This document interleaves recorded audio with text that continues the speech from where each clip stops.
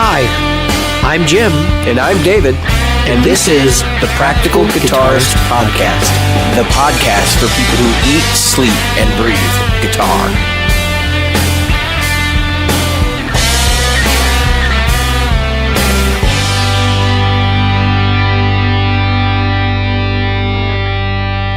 The Practical Guitarist Podcast is brought to you by Great Lakes Guitar Pickups. Great Lakes Guitar Pickups provides fantasy tones at prices a practical guitarist will love. Featuring top-notch construction, attention to detail, and a fully custom product, if you can dream it, Great Lakes Guitar Pickups can probably build it. Follow them on Facebook at facebook.com/Great Lakes Guitar Pickups. Are you a regular listener? Why not? David here reminding you of all the ways you can participate in the Practical Guitarist Podcast. Subscribe using your chosen podcast app. Review us on iTunes, Stitcher, iHeartRadio, or Google Play. Find our Facebook group at facebook.com/groups/Practical Guitarist or on Twitter as @PractGuitarist. Support the show. Merchandise is available in our Threadless store at practicalguitaristpodcast.threadless.com.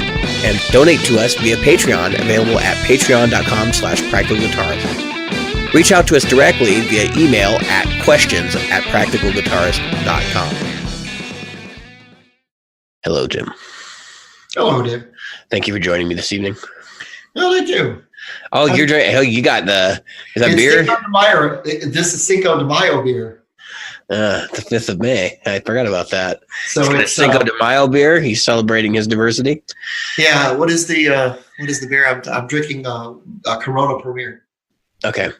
So I took a nap this afternoon, and while I was sleeping, Jim sent me a photograph of a rig that he saw somebody on the internet ad, and it looks straight. It looks like it came from a P-Dubs page. Yeah. I don't know where it came from. It's Line 6 page, actually.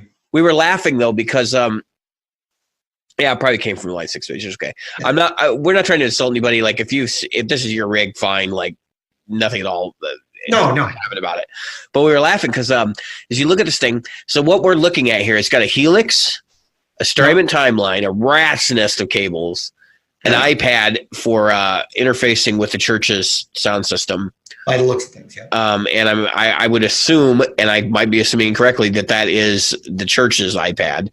Yeah. And then he's got a stage wedge, but he's got a Music Man, and that's a 7-string, right? Yeah.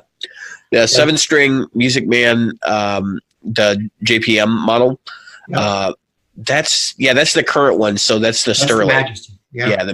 Not Sterling. Oh no, that's the real Majesty, right? Majesty, yeah. Right.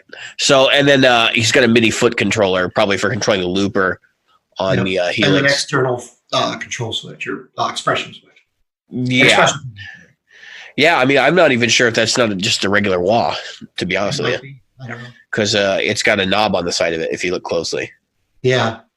So Jim sent this to me, and he's kind of pointing out something that's really interesting. Like a lot of people who play in churches have these super extravagant rigs.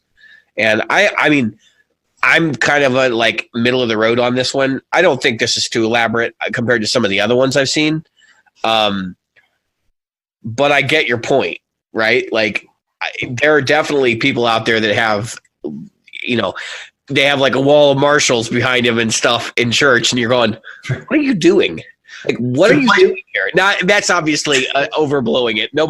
I haven't seen a picture of like a wall of Marshalls in a congregation, because most of that stuff sits in a closet backstage now where they have it mic'd up. I mean, we're getting to the point where they have better sound than most of the venues you play in. Yeah. My point was twofold, because today our one of our topics is we built $1,500 rigs. Yeah. $100. This is definitely a $6,500 to $7,500 rig right here. That's at least $6,000. If not more. Yeah, because the Majesty alone is $3,500, I think. For the 7-string, I think that's so it's like 30. It's over $3,000, and I think it's closer to 3,500. And they have the Helix, which that's $1,500. That's not terrible. And then they have the Timeline, which is another $350. So you got $1,850 in pedals, not including expression and the MIDI switcher. And then he's obviously got this in some sort of a case. So I mean, you're looking at he's got $2,100 to $2,500 on the floor, plus $3,500 in this guitar, whatever his cases are, and whatever his B rig is, because this guy's probably got a B rig of some sort. And how necessary is that to play in church? I mean, yeah, I've I have two minds when it comes to the church. By the way, that particular magistery is $5,000. Oh, is that the 5,000 one? Yeah, I'm just. I knew one of them was super expensive. I didn't know that was the. Yeah, it may be the $3,500, and it might be the Hey Jim, you know what this guy's got a lot of? Credit card debt. Well, or the church does. Yeah, well, I doubt. So most of the churches, at least around here, it's bring your own guitar, and really? they might also they might also not have an amp. So that the Line 6 thing has been huge in churches for a long time. And I've been seeing a lot of. Now, I'm not just talking about Helix either. I mean, I remember seeing a lot of Pod HD500s and stuff. And even going back to Pod XTs, just because it's all inclusive. And a lot of times in a church situation, you're better off just going direct to board anyway. Yep. So I don't know. I mean, I don't hate this. I do think people should ask themselves, a little bit in the back of their head, like, is this necessary? But at the same time, it's like, if you got the money, if you, and that, now I'm not going to argue that you should go into debt over it, but if you got the money, like, I get it. Yeah. Yeah, I do too. And it looked like your light was flashing. No, it's so there's someone else walking around behind me, and it's like affecting the light level. This webcam is not very good.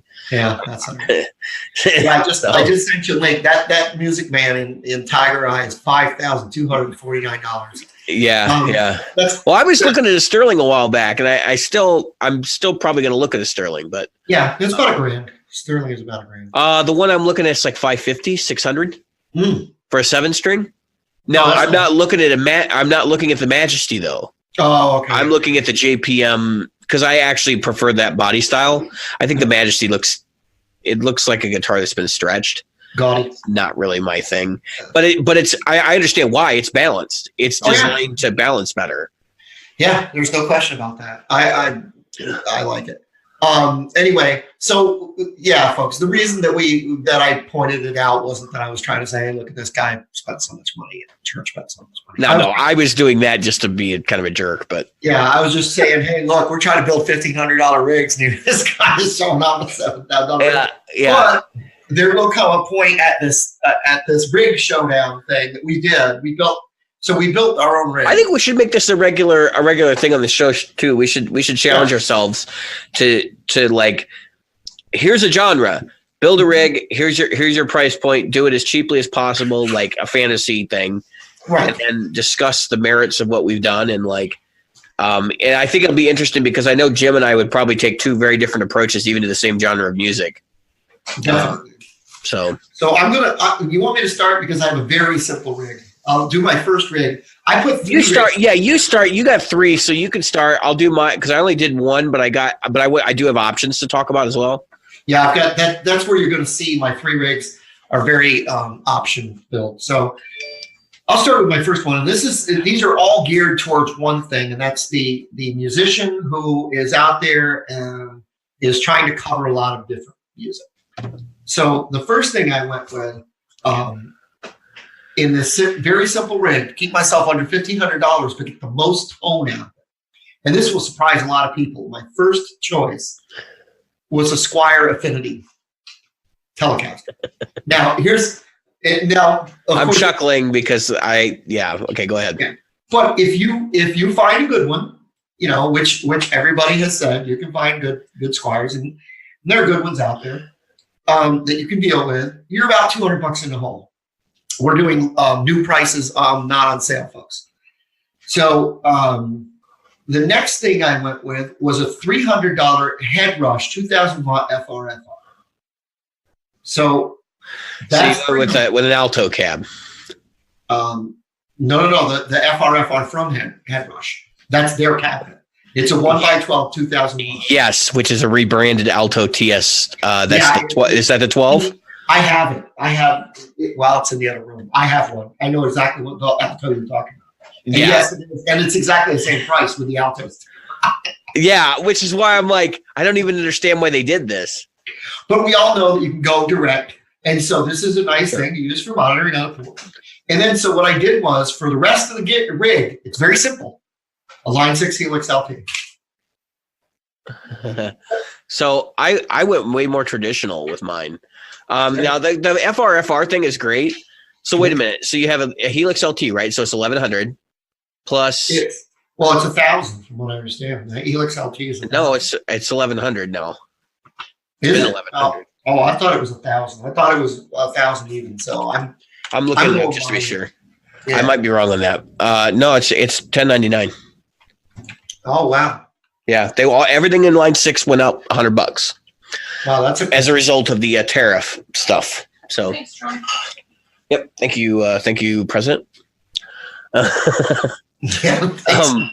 Because even though I don't think that's actually happened yet, but even because it's being discussed, all the companies just jumped on board and said, "No, we're gonna get behind this," and use this as an excuse to raise our prices.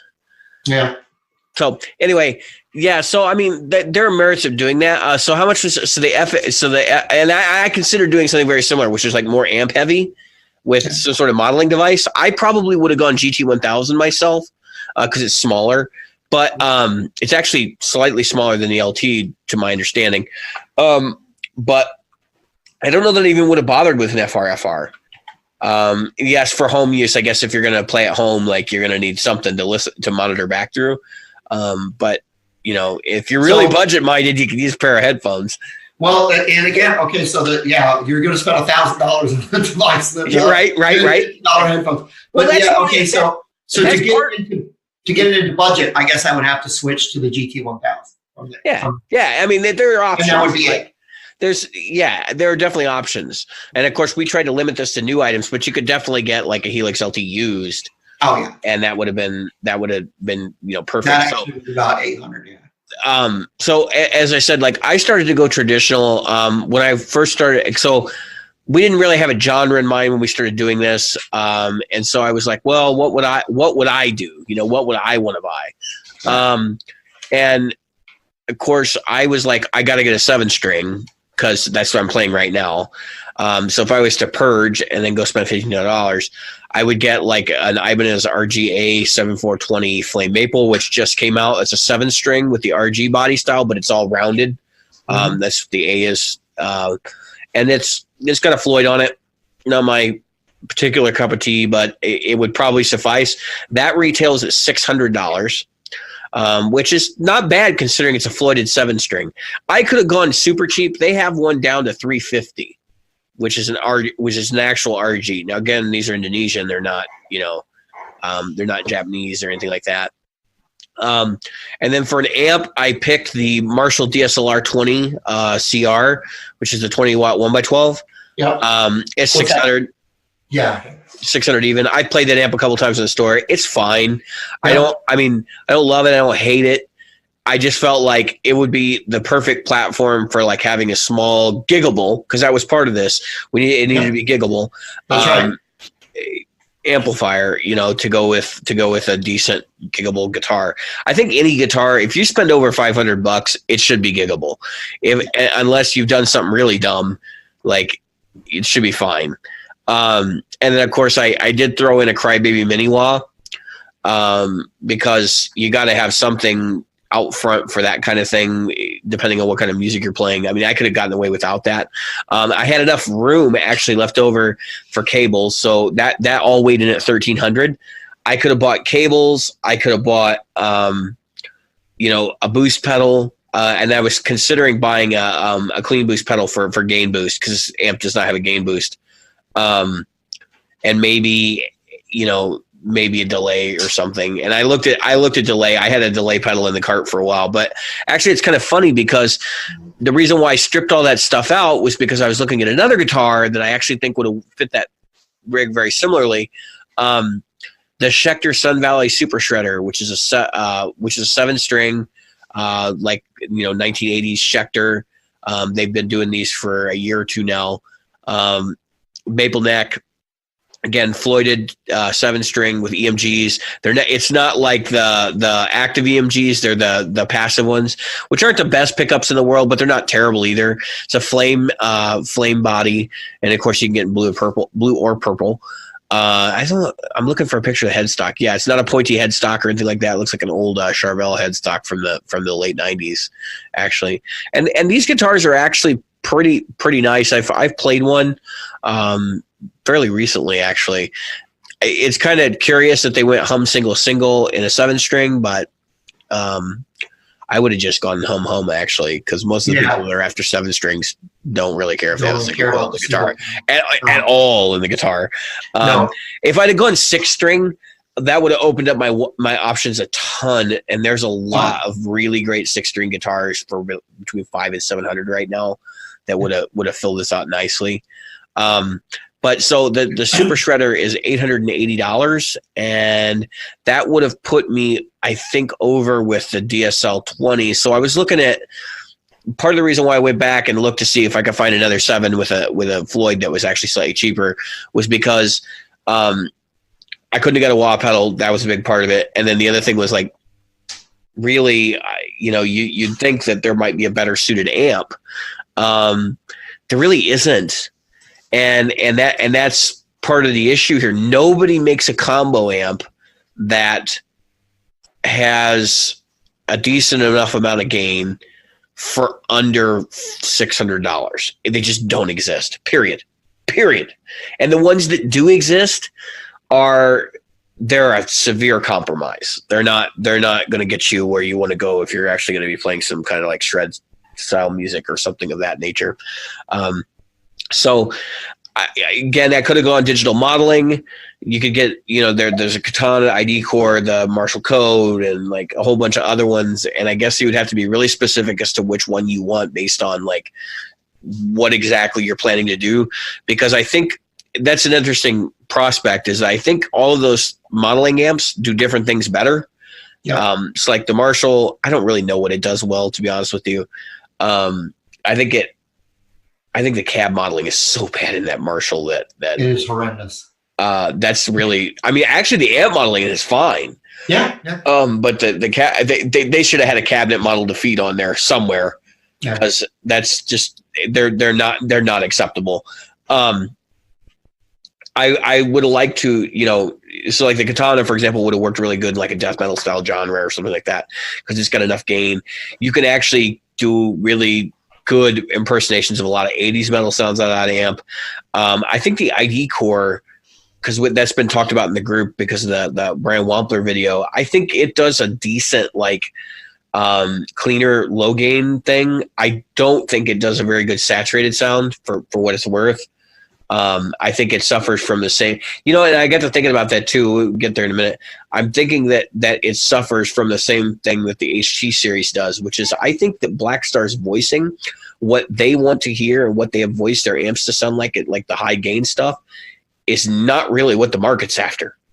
And it's kind of unique in that regard. Like, it's a really dark sound, and I mean, not that, you can't use a dark sound, but like there's no high end to it at all. It just clips everything off.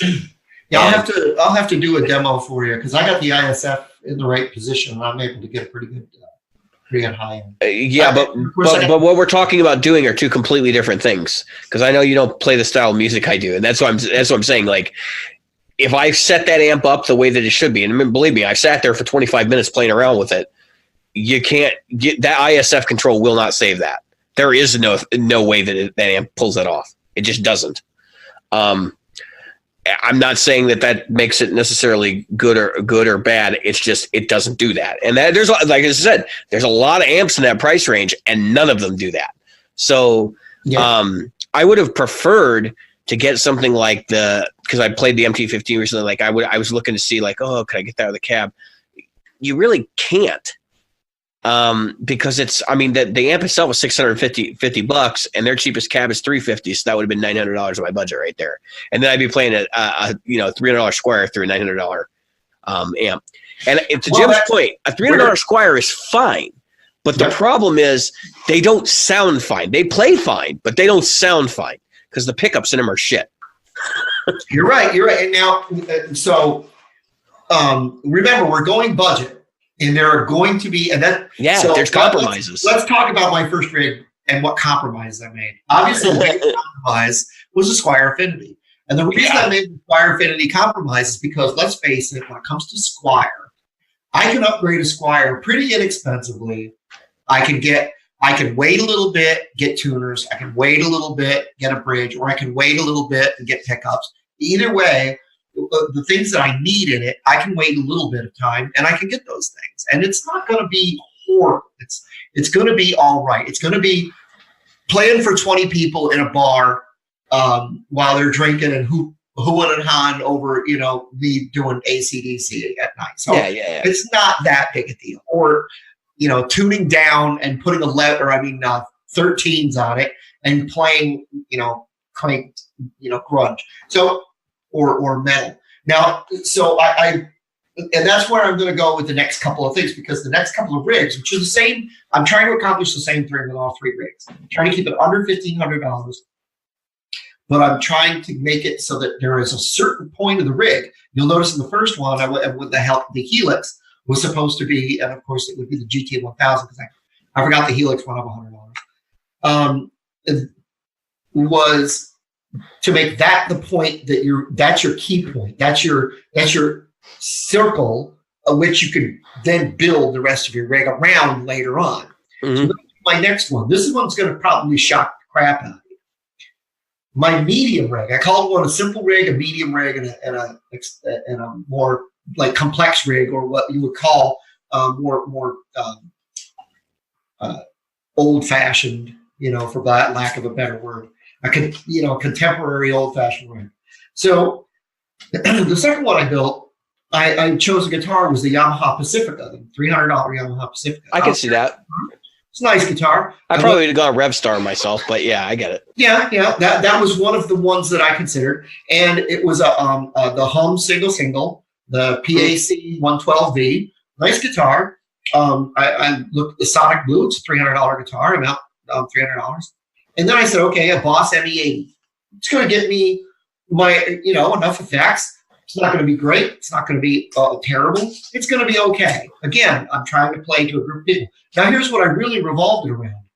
PRS Sanzera, brand new, $900, 50 watts. Yep, and they're really good. I've had one. And that was where I said, okay, that's going to be my great piece of gear. You can find a really good Pacifica that does well, that will treat you well. You can, the Boss ME80 in the short run will be just fine. And then you build on that. Yeah, I mean, that would be the first thing you replace is the ME80. Yeah. Oh, of course. Absolutely. Because I'll be honest, that's the weak point in that chain. When you said the ME80, I about puked. That was like I said, it was always a compromise. No, it's not. No, and you know what? The ME80 was fine when it came out, but it's just like today there's so many better options. Oh, yeah. What is the ME80 going for now? Well, the ME80 goes for $300. Oh, you can get a GT1 for that.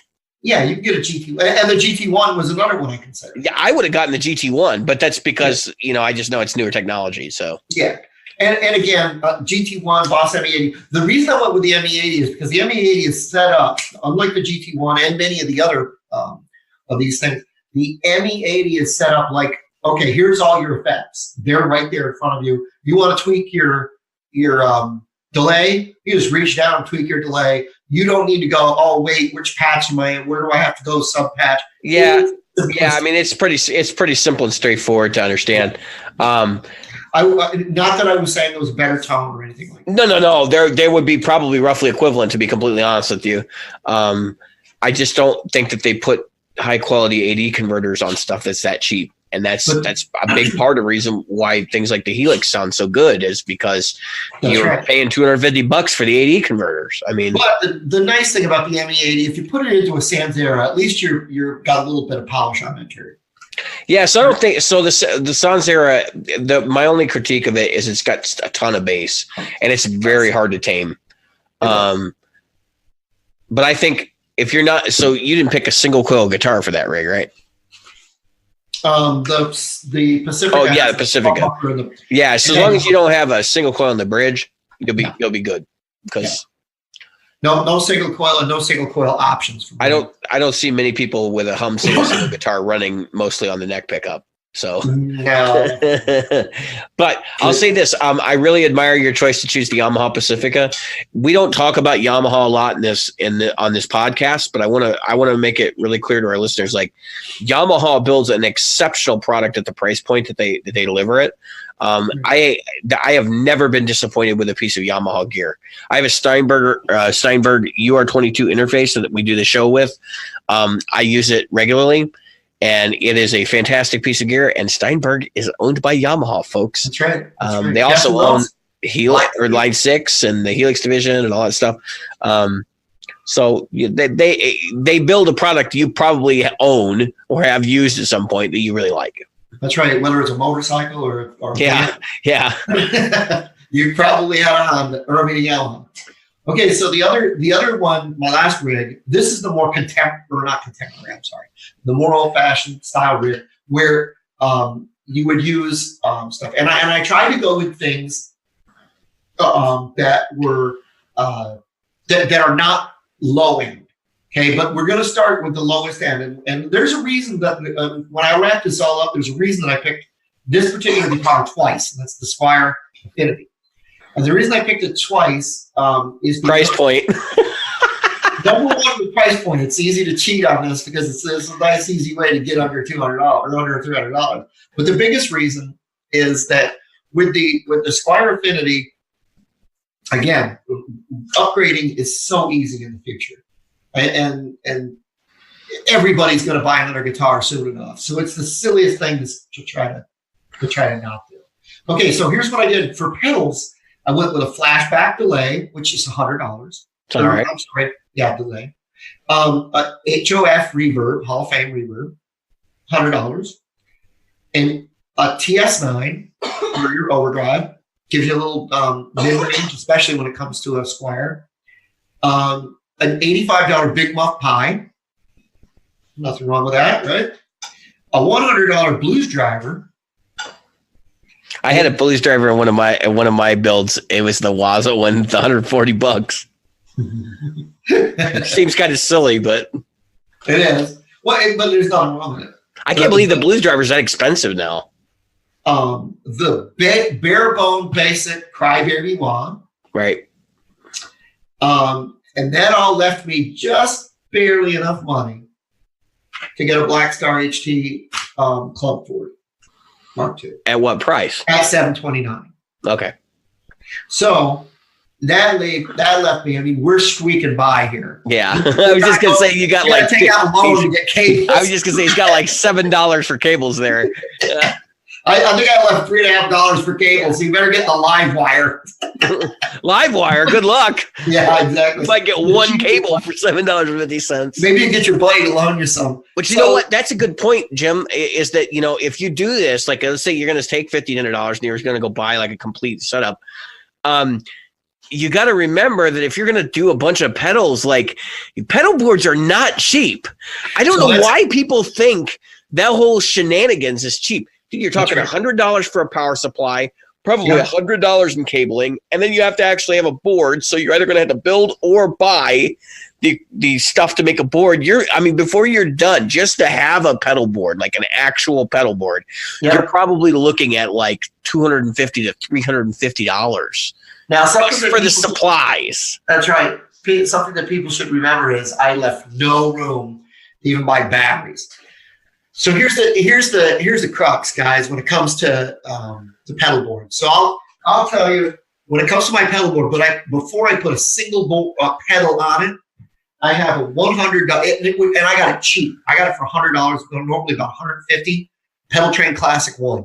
That's a bare bones basic pedal train, right? Mm-hmm. I mean, I think there's one under it for $100 that's like smaller. The Pedal Train Junior or something. Yeah, well, the PT1 is a Guitar Center exclusive, I think. That's the one that has their chintzy case and stuff. I had one. And then I got the bag instead of a nice case. But anyway, so then the Voodoo Labs Pedal Plus 2, Power Plus 2, or whatever it's called. I can't read it. It's $140. $140, $150. Yeah, I've had 3 of them. Yep. There was Four if you consider the one that burned out. There was absolutely nothing wrong with them. You should always have batteries in your pocket just in case. Let me tell you. If your pedals run on batteries, you will find out these days that sometimes you'll open the pedal and there's no battery jack. And you're going, what? Yep. And that sucks. Yeah. So if you consider my pedal board, even if you don't count the HX effects, if you just look at my pedals, my wah was $150 on sale. Okay. Or $130 on sale from like $180. It's the Slash signature. Okay. I got a Dunlop Volume X, which goes for about $150, right? New. Yeah. I got that used for $80. Obviously, the Big Muff was a gift from you. I got the Blues driver. I paid $150 for, whatever it was, $130 for, and then I sent it to Brian Wampler to put another $65 in it to get him to mod it. Oh, I hope you didn't pay that much for a Blues driver. They're only $99. Is it $99? Whatever it was. Yeah. And then I paid $60 more to have Brian Wampler mod it. Right. And of course, I paid shipping out, and I gave him a pre-authorized shipping back, whatever it was. Right. You know what I mean? The return shipment thing, the little slip. And then I got a Paisley drive from Wampler, the deluxe. That thing's almost, what is that, $160? Yeah, I mean you're probably hitting $2,000 before you even get to a guitar. Yeah, I'm not even in a guitar yet. So it's the fact is, folks, that you heard me say a lot of dirt pedals there. The HX Effects is really, I like a lot of the dirt pedals in it, and I like the effects pedals, reverb.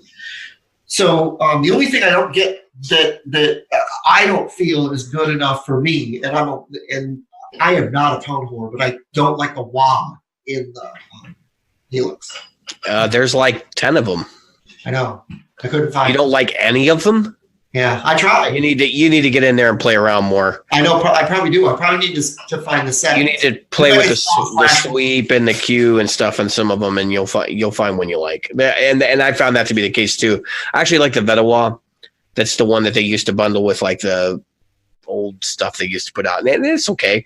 I do have to pull the sweep up or down depending on what guitars I'm playing.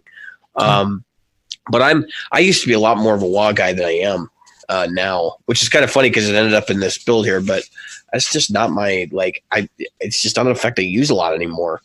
I think everybody goes in and out. And I think that if there's a pedal that they get rid of when they want some extra money or that's the first one they trash.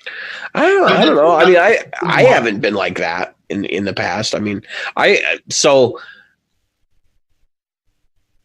I don't think I've ever had one that I bonded with in that way either. Like that I'm like, oh, I'm going to keep this until I'm dead. Like, I've just never, I mean, I've always wanted a Buddha Boudoir, the old one when Jeff Bober was still running Buddha.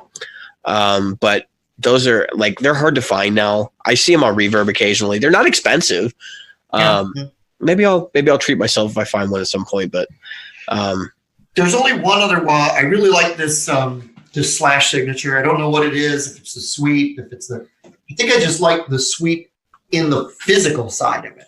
It's really easy for me to control. The only one I ever bonded with that I thought, I never should have gotten rid of that is this. I've said this before on the channel, is the Snarling Dawes Wino Wah. A lot of people like that thing. I really like that wah pedal, and I will get another. I'm trying to remember. I know they're not in production anymore, which really sucks because that was a really good one. Well, actually, I just Googled Buddha to find out what's going on with that company because I know they're owned by PV, and their website appears to be like non-functional. So are they defunct now? Did PV close that division? Yeah, that sucks that PV ended up closing that company because they made some exceptional stuff. There's a $65 freaking Wino Wah. There's an $85. I would easily pay for the $85. So you can see that Jim and David are beginning their bird walk segment of the show. God.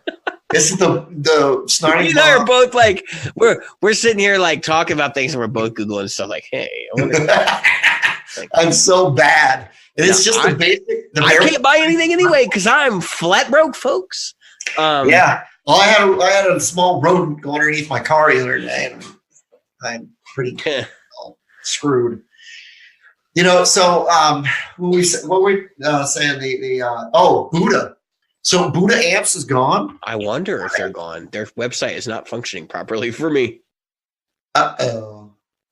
Which says that they're not maintaining it anymore. Yeah, that's not looking good. So that kind of sucks. Somebody got in there and screwed up the HTML by the looks of it. Yeah, or they're just not maintaining it at all.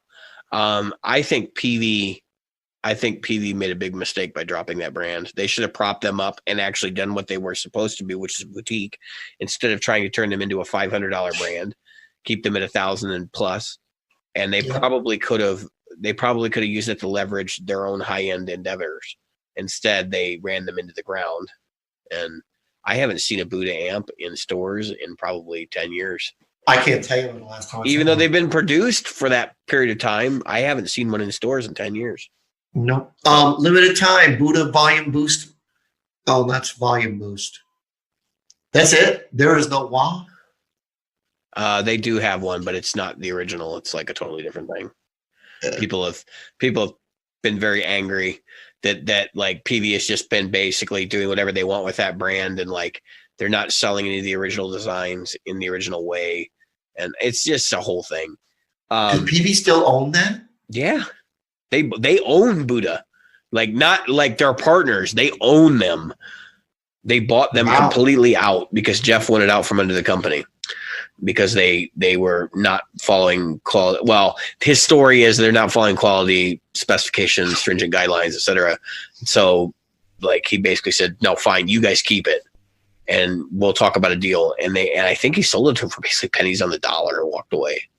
So, and the funny thing is now he's doing East amplification, but yeah, that's a household name right there.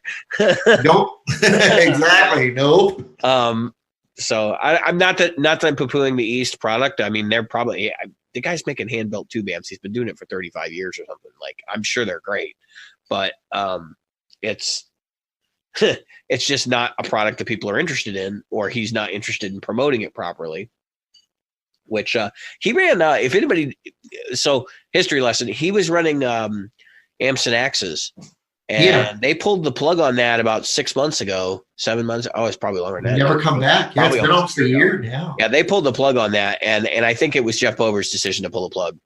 And I think it's kind of funny because it's like, well, dude, that was good promotion for you and your show, like for you and your brand, is to be behind Amps and Axes. Yeah, and that was a show that people actually listened to. So I don't know. I mean, that sounds like a bad move, but maybe he just got to the point where he's just fed up with doing it. I don't know. They dealt with a lot of talent, and it was pretty clear. There were a couple moments on that show where they would talk about, they didn't say names, but they'd say, some people are just really difficult. And who was the guy that was it was Mick Marcelino. Mick Marcelino. Yeah, Mick is not known for anything. Mick was Jeff's buddy, and knew how to host the podcast. So I think that's pretty what it come down to. Now, Mick Marcelino used to do the podcast with Greg Mara. Yeah, but that was the thing when they pulled Amps and Axes, that was supposed to continue, and it did not. Yeah, I think that was more or less because Greg Mara was only interested because of his relationship with East. East Coast amplification. So, I don't know. Yeah. It's just it's a whole thing. Like, I don't want to. Listen. If we were involved in the industry in some capacity, I'm not going to judge these people for the decisions they make. Oh, no. I just think it was a bonehead move to pull the plug on what is probably your single greatest marketing tool that you had. So Greg Mara, he had his own podcast, and. Yeah, it was July 2018 when they pulled the plug. Anyway, he had his own podcast for the longest time, separate from them. So he didn't ask Phil to come with him. And I think you mean Mick Marcelino or Mick, yeah. And so Phil joined in. Not Phil. What the heck's his name? Bover. Yeah, I don't know. Jeff Bover. It's a whole thing. Anyway. We're not going to do that. We're not involved in the industry at that capacity. We are players, and we are here to. And that's part of the reason we don't have a ton of guests on the show is because we don't want to have to worry about running out of talent. or having to connect with all these people. Well, yeah, the amount of legwork that was involved in that show was probably far more than what's involved in our show. Well, the truth of the matter is, folks, I'm going to be honest with you. I'm pretty lazy about trying to find guests because I could probably get somebody every week. Yeah, but it's a lot of work, dude. No, I'm not angry. I'm thrilled that we do it by ourselves. and there's so much. So I'll give you guys a little hint. Sometimes it's just, hey, you want to be on the show? Sure. But I'll tell you this, even someone, and certainly not poo-pooing the celebrity of the folks that we've interviewed, but even somebody like Miss Smith. Yeah. That was a 3-week endeavor. Yeah, to get that lined up. And we've had a couple we've let go by the wayside. We were going to have Chris Brooks on. Yeah, we were going to have Chris Brooks on. That didn't work out. He's extremely busy down under. Yeah, I mean, and a lot of these people are, and that's what boils down to is like you got to get our schedule to match their schedule. And these people, some of them, they don't like to speak. They don't like interviews, and that's fine. Like, and I totally get that. If they knew our show and how informal it was, I think it would be easier and less of a problem. Hopefully, someday we get to the point where people are reaching out to us more. We have had a couple of people reach out to us. I know I've got one that we could probably have on the show whenever, but it's just. I've got some folks. So there's been some interest. I've been talking to a local store about getting people on the show and talking to different departments of the store. So I've been talking about that. And you obviously have been talking in talks about doing some stuff, which is there's a guy that runs a cartridge company. Who I'd like to have on to talk about what that looks like, because I don't think a lot of people have a lot of visibility to being a pro musician in terms of like how you haul your gear around or how you have gear hauled for you. Yeah. And then equipment rental is another thing. Yeah, that is a pain in the rear end. Yeah, I mean, so for those of you who don't know, there's a thing called cartage, and you basically pay a company to store, maintain, and to also like basically secure your equipment for you. And so if you're a gigging musician or you're a session player and you have a downbeat session, you have to be there at 3 p.m. You call them up and you say, have my stuff here at 3 p.m. This is what I want. And then it just shows up there and you walk in and it's all set up, ready to go. And you just hit a chord. And you'd be surprised at the number of Nashville cats that use that. Yeah. No, but they almost have to, especially if you're a session player, because the amount of gear you own is probably far greater than the average Joe. Yeah. And you have to know, like, when they call you up for the session, they're like, yeah, bring your telly. Yeah. And you're like, which one? You have to know what's right for the session. So, and you might have a session at in the afternoon and then a gig in the evening, and you're going to have two. Yeah. You can't set up both. And that's right. And you're not going to be able to set up both. So even if you took your rig to one or the other, you're going to have cartage take care of one or both. Right. So that's what cartage is. That's what we've been talking about here. Yeah. But we've been trying to make a conscious effort in season 2 here, which is from episode 100 beyond. We don't really make a big deal out of that. To talk more about like a mixture of topics from gear and just like regular general music. There's been a lot of music discussion on the show lately, just like things we like and analyzing tunes and all that kind of thing. But I think we're going to continue that effort going forward. And so today we have another topic we're going to bring up, which is actually pretty close to a situation I've got going on right now, where we're going to talk about basically how you collaborate with other musicians and what those collaborational processes look like. Yep. And that breaks down into like rehearsals and also like what happens when things go south. Yeah. And where do you draw the line? That's right. When is it time to cut the cord? Yeah.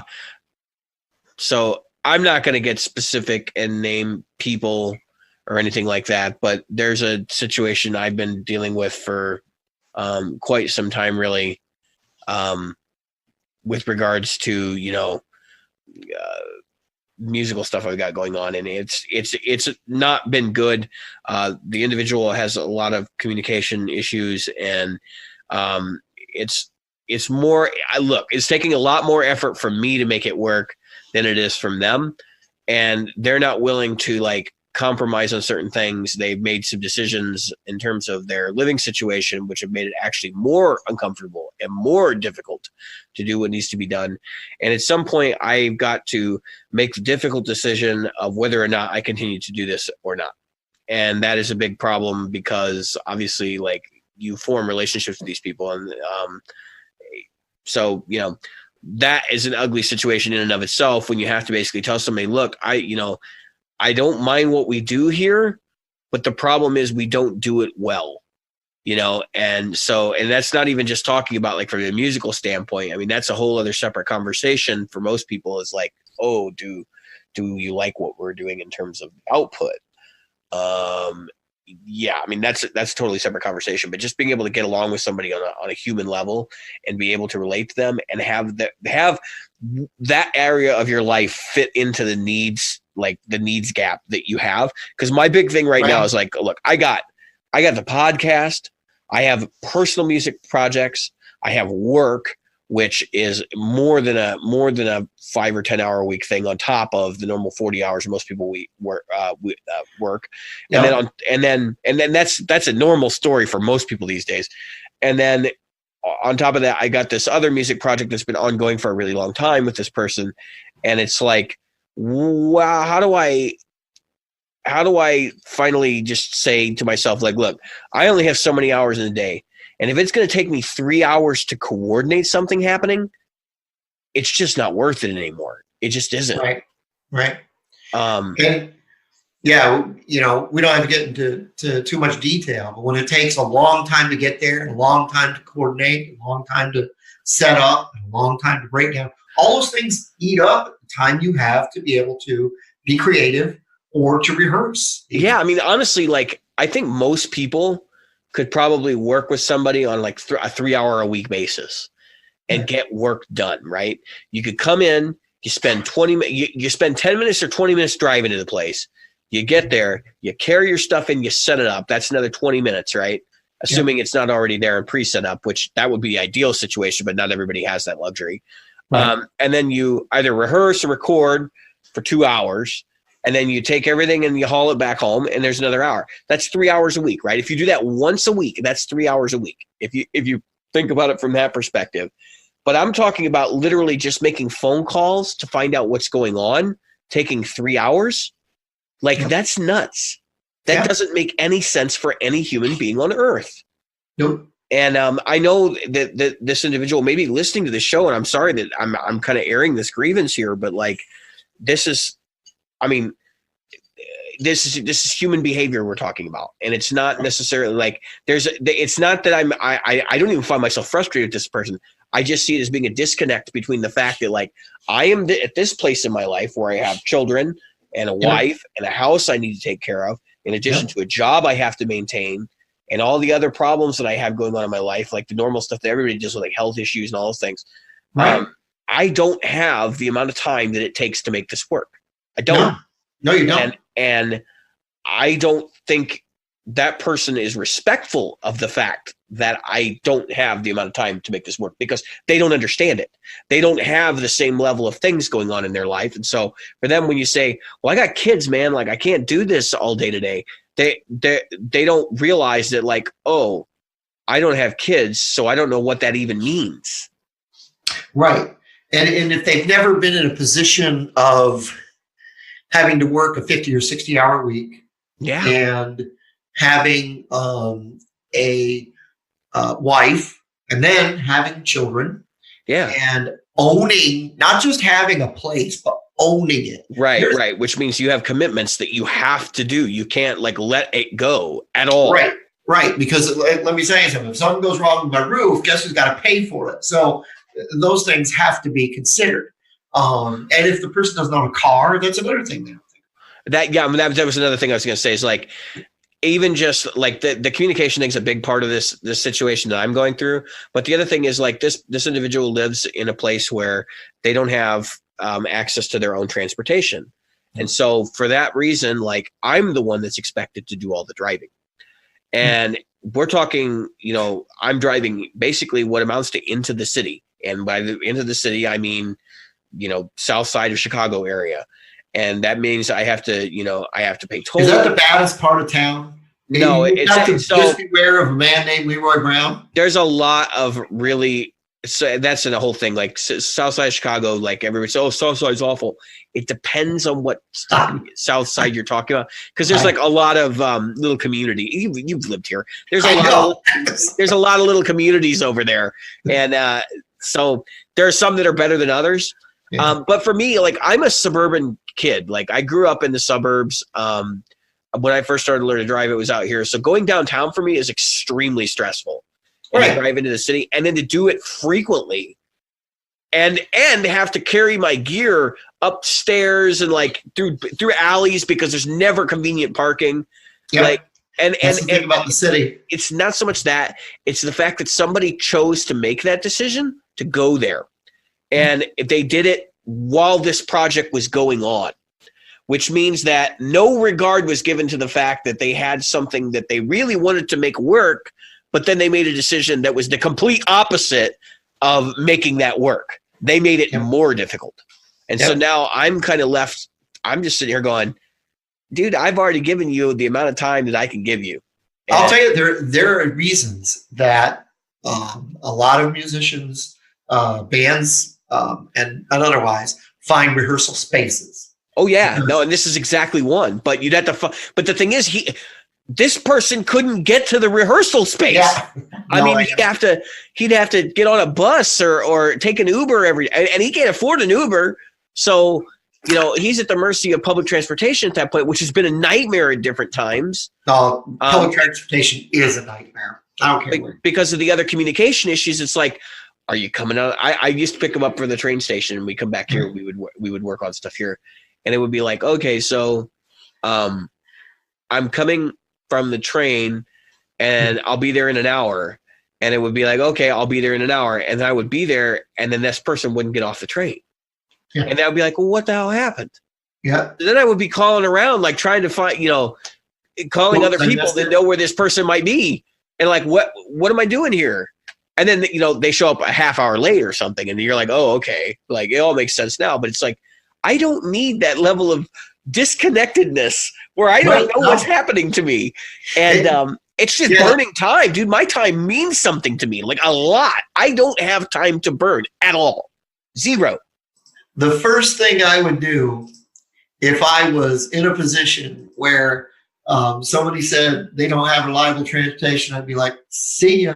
Yeah, and that's the thing. Like, right, this situation there are personal reasons why I didn't do that to begin with.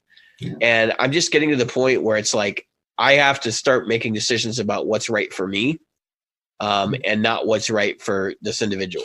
And like, I know that I really care about this person. Like, this is not something that is as easy for me to do. Like, and I want to make that very clear to everybody. Even for me to talk about this on the show, I've been very candid, probably more so than I had intended to be.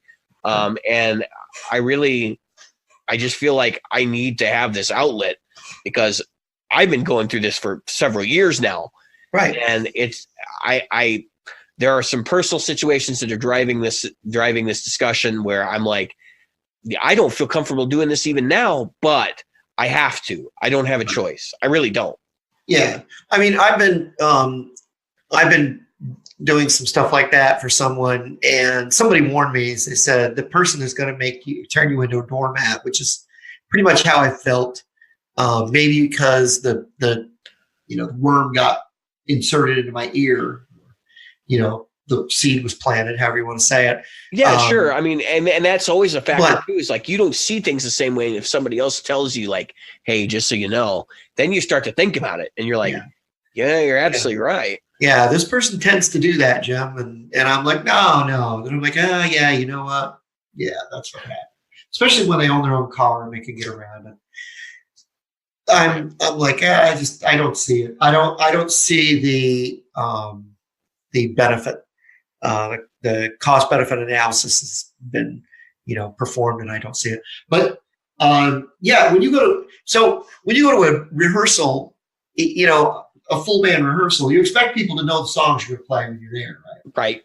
And the hardest thing, there's a few things that can really start to aggravate somebody. Okay, so one of the things is you rehearse at someone's house. Okay, you rehearse at someone's house. And then it's, oops, my kid's stuff is over there where you usually stand. Could you not move it too much? And can you, oh, my wife is decorating that. Can you? So you wind up with like a 1.5 foot place to stand. All right. And then it's like, okay. And then they go, oh, I couldn't hear your guitar. Oh, well, I'm sorry, but my pedal board can't fit in the small place that you put me. So I'm like reaching over books that you've piled up because you're a dick cheese. Anyway, then you've got the other side of that is that they're like, oh, I don't know why you can't be here on time. Oh, I know why you can be here on time every time, because you live here. I have to deal with traffic, and I try to be early, but there are times when I'm going to be a little late. And if you want to pay me more, I'll work a little harder. Well, that's that whole punctuality thing. That's a problem for so many people in these kinds of situations. And what they need to understand, first off, is this is not your primary job, right? Like, so what ends up happening is like you put everything else first that has to be done, and then this is the second thing on the list. And correct. So when I hear people say that, and I used to be the guy that was kind of like, let's all try to be here at the same time, but I'd always cut people slack because I know like stuff happens. You drive away from the house and you realize, oh crap, I forgot the cable I need to go back and get it. Yeah, and that happens.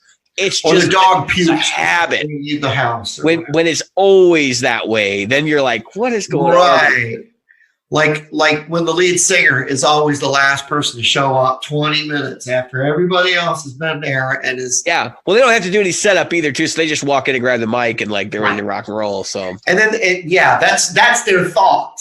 Yeah, exactly. Even though everybody else knows the downbeat is at 3 p.m. So everybody's gigging up at 3 and you guys are all ready to hit that first chord and they're 20 minutes late because they're like, oh, well, they won't be ready. Right. And you that's make that judgment. And that's not the case ever. We always give that person shit because that's what they do. But then you've got the other side of this thing. And then there's another component of it is volume. And people getting loud and then telling you you're not loud enough or you're too loud, and then you can't even hear yourself, but then you can hear them plainly, and so on and so forth. And then, those are personality clashes. Somebody's playing a different chord than you are, even though you said it is definitely this friggin' chord and you agreed on it. Then there's the whole thing. So when collaboration comes together, one of the things that everybody's got to remember is, if you can't deal with those things for people, you shouldn't be in a band. Because I don't care what band you're in, you're going to deal with some or all of these things. And if you've got the money for a rehearsal space, which is primary, or if the band has a place where it's like nobody else in the house, barn out back, right? Nobody else gets to go in there. Everybody gets to be there. Then it's a little bit easier. I think that what happens when people first start a band, because see it all the time. You see the honeymoon thing, the honeymoon phase. They're like, oh my God, I can't believe it. These are such great musicians I'm hanging out with. 3 weeks later, they want to cut each other's heads off. They can't stand each other and everything else. I mean, I was lucky enough to have been in the Navy. And the thing about the Navy was you slept. It didn't matter whether you liked them or not. You had to deal with them. That's right. You knew how they smelled. You knew if they farted at night. You knew if they snored. You knew everything about them, everything. And so you loved them and hated them at the same time. That's like family. Yeah, it was like being with a family member. And there were times when you'd spend more times with those people than you did your significant other. So there is an easygoingness about me that I have that I think some people don't have.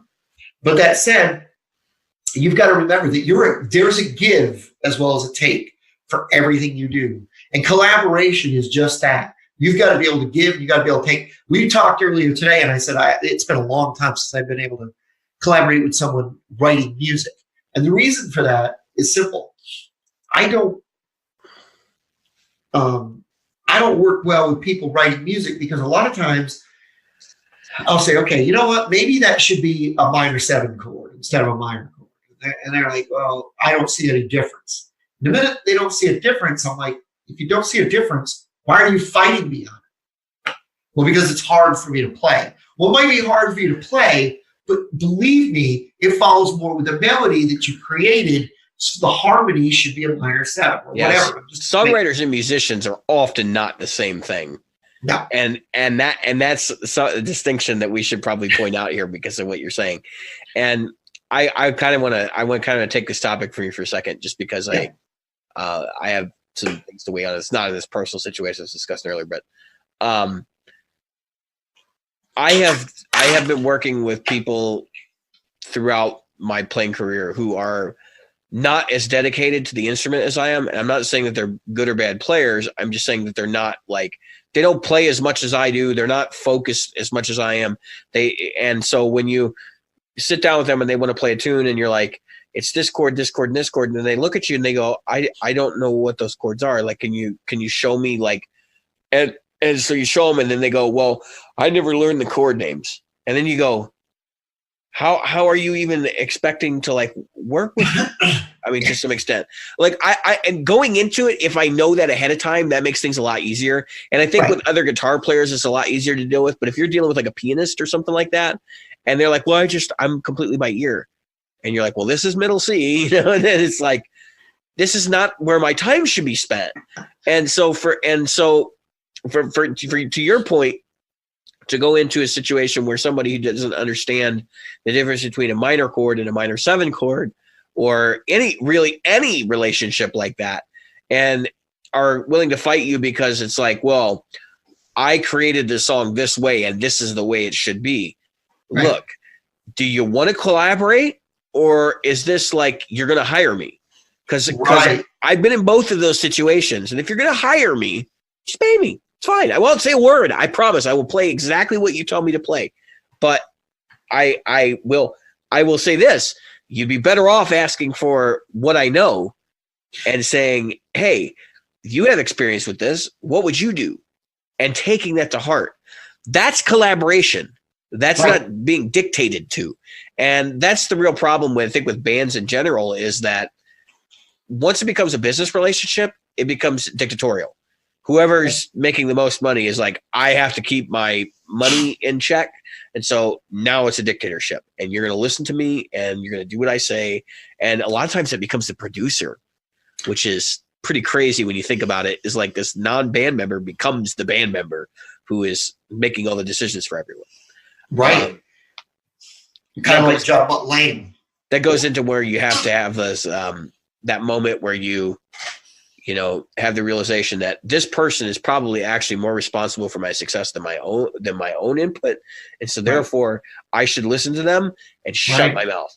And there are situations, I'm sure, where some of our guests could even probably talk about where they've had those kind of moments where they had to park their pride because they realized that in order for them to be financially viable, they were going to have to do what the producer said. Yeah.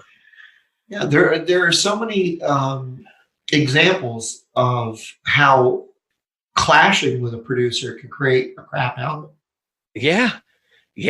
Well, and that's a perfect example of why your relationship with the person has to be based on respect.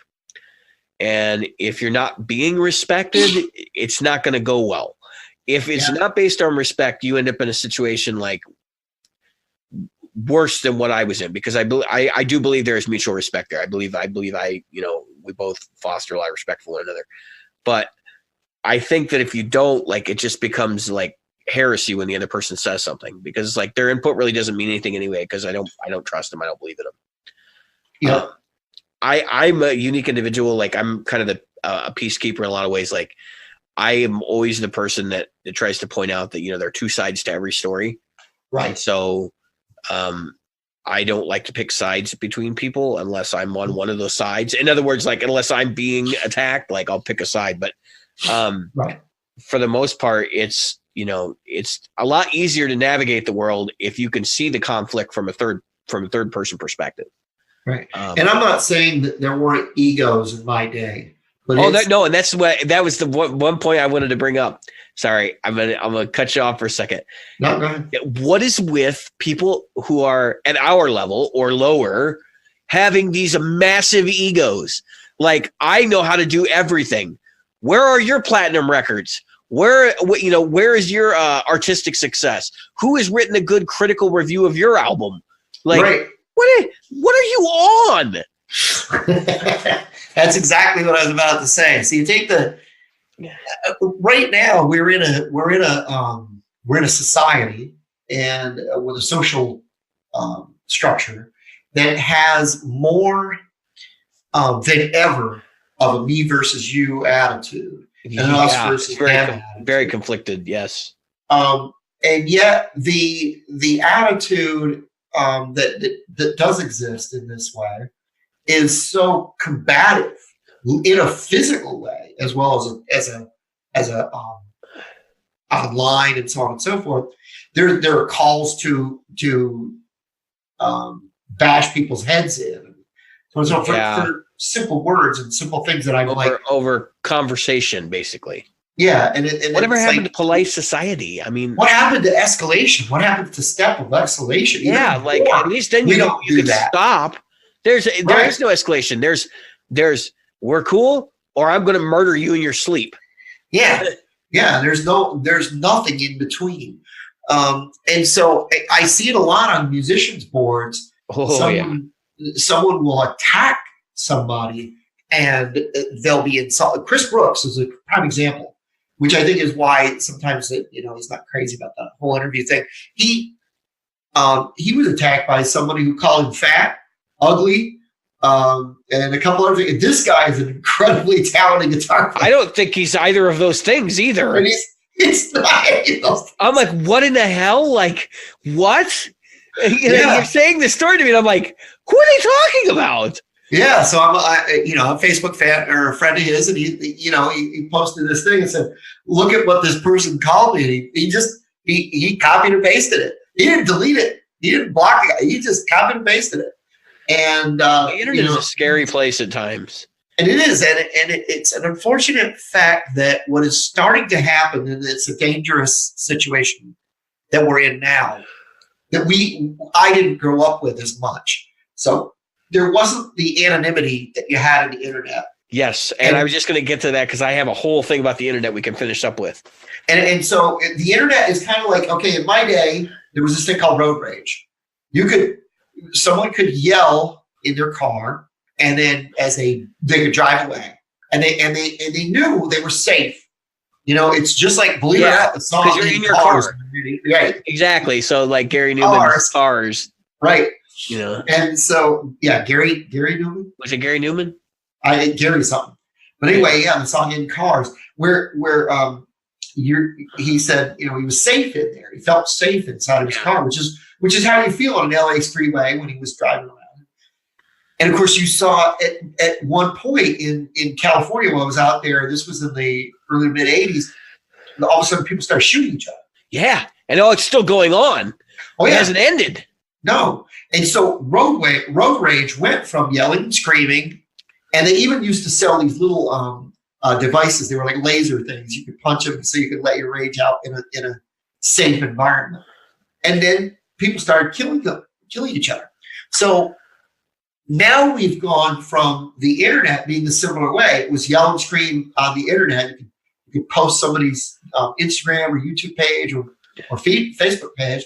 Now all of a sudden, you can call somebody to be violent. And then you can step back. And you don't even have to be the one that performs the violence. You harass and call people to arms. You say, oh, this person, you should attack them. You should do this and that. There was this recent thing where a professor hit someone with a bike lock. Yeah. In like a bat or something. And then the guy didn't even have the guts to face him and hit him. He hit him with a bike lock with a hoodie over his head like this, and then ran away. But they figured out who he was. And a mask on and everything. I mean, what have we done? What have we created? And so, I think it has. I think this is indicative. I think this is indicative of the self-centered society, right? Yeah. So both the band groups, like where you got these people that are like, oh, I know what I'm doing right. And it's like, you are completely self-serving. You don't perceive that everyone else who is interacting with you thinks you're full of crap. Right. And you probably are full of crap. And so because it's this self-centered universe, it's me first, right? Right. Everybody for themselves. Don't really concern myself with what's going on with others. And that's ultimately what we're dealing with. And then it is. And I think so. There are three kinds of people in the world. There are people that are concerned with themselves. There are people that are highly analytical, and then there are people that are concerned with each other. And I think the people that are concerned with each other are people like you and I, who are sitting here watching this and going, "What is wrong with the world we live in?" It's crazy. Whereas the people who are concerned with themselves, the number of those people has escalated because of the environmental factors that create those people. And so when you literally have a hashtag going around, YOLO, which means you only live once, that is basically you saying, I don't care about anyone else. I'm getting mine. That's right. And that's exactly what it says. Pretty messed up. So just keep that in mind as you move through your musical endeavors. But with regards to the internet and the keyboard warrior thing, so if you don't know what a keyboard warrior is, this is maybe a new term to you, but it's people who sit behind their keyboard and they say all these horrible, awful, vicious, ugly things to other people, and then you hide behind the anonymity of the internet. First off, dispel something for you. Anonymity on the internet is completely false. There's no such thing as anonymity on the internet. Your IP address gets logged whenever you do anything, by basically anything you do it with. And if somebody really wants to find out who you are, they can. That's right. Unless you're on the dark web, but that's a whole other conversation. Right. Point made, right? So in the early days of the internet, when that wasn't as commonplace, you would get some crazy stuff going on the internet. I think people also become more comfortable with the idea that they're not hiding behind their screen name. I know when I was young, the whole idea was like, you didn't tell anybody who you were. That was the ground rule. When you use the internet, you don't tell anybody who you are. And now I think people are way more open to that. I mean, we date through the internet. We meet musicians through the internet. Facebook is coming out with a thing called Facebook Flirt. Like they need to add more. Yeah, I know. Facebook messages that get sent to Jim sometimes. Oh my God. They're highly embarrassing. Let's just put it to that and leave it that. Yes. The way I want to cycle back this to the music community. So in the early days of the internet, right, like late 90s, right when the message boards started to take off, and you'd find things like the Line 6 forums where people would, talk about the gear they used. Yeah, I was on there years ago too. And this is where I want to go though, right? So Harmony Central, right? They used to have the biggest review database for musical equipment on the web. It was huge. And everybody knew that probably 95% of the reviews on there were bogus. Yep. And because they were based on advertising. No, they're based on advertising, but it was not just that. It was people lying about what either they had or what they wanted, or just being completely falsified, And so the reason why I bring this up specifically is due to the fact that if we back off for a minute, we think about some of the things we see even regularly today. I own a Boss Katana. You've owned a Boss Katana twice. Actually, we both owned one twice. I owned it 3 times. I had a 50 and 2 100s. Did you ever join their Facebook group? No. Okay, so I have seen various people pulling Harmony Centrals in that group, and that is this is the greatest amp I've ever owned. Yep. And I sold my Bogner full stack. To get a Katana head in a cabinet. Like, what? This is complete crap. Well, that's like the person who goes, I've owned 35 Gibson Les Paul Customs, and this chipset is better than any of them that I ever owned. You're so full of crap. Either that or you just don't know guitars. And it's just ridiculous. There's so much of it. We've talked about that before. But what's wrong right now with the internet is people don't. At that time, people would start to read things. They go, "Wait a minute, is that right? Is that real?" Now people believe it. people believe it. It doesn't matter what the video is. With the ability to fake things and green screen stuff and Photoshop things. I don't even think you have to go that far. I think the lie can be completely text. And I think people just like buy into it. When I read that guy saying I sold my Bogner to get a katana head, I just laugh out loud. I'm like, dude, this is obviously complete fiction. Right. Like, first off, you'd have to be a complete moron to think that you have a lot of money left over. To think that a katana is anywhere near. Well, now I don't want to discount the fact that yes, there's probably someone out there who sold their Bogner and bought a katana.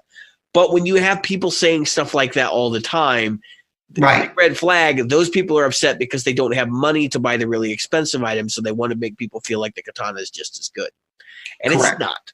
Okay, correct. And everyone knows that it's not. Except for the people that are trying to pull the wool over everyone else's eyes. And you know what the fact is? This only hurts one group of people in the guitar community. This hurts the people who don't know any better. Right. Like the young guys or the guys that are not into gear. Right. The new person to the gear doesn't know, who hasn't had an opportunity. You know, it's funny because the world of the internet, and I want to say this, the complaints that people have. So everybody's like, oh, Guitar Center's this evil giant. I don't think it's an evil giant. I could go all day about that. But then they go, I go to my mom and pop store. If so many people are going to mom and pops, why are they all shutting down? Why are they dying on the vine? Well, for one thing, it's not a sustainable business model for most of them. No. Number two is that does not make Guitar Center any better or worse, right? So I think Guitar Center is neutral. Yeah. I think it serves a purpose, but I think at the same time, and this is me being real for everybody. Like I know we've talked on the show before where I like played the Guitar Center's evil thing, and it's not my preferred retailer, but at the same time, I like look, they're not trying to they're not an evil empire, right? They're priced appropriately. Your mom and pops, if they're not priced like Guitar Center these days, they're doing it wrong, because MAP is a thing, and MAP pricing is available for everybody to use. And so you have these pricing agreements and stuff. Now, the other thing is like brands, what brands you want to bring in. Let's face it, mom and pops don't benefit from the market research that a big company like Guitar Center does. So Guitar Center knows when they bring a brand in what they're going to sell, basically.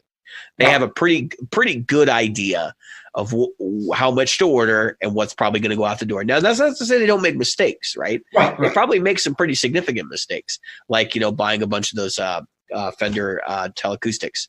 But haven't seen a single one out in the real world yet. No, neither have I, which is really surprising.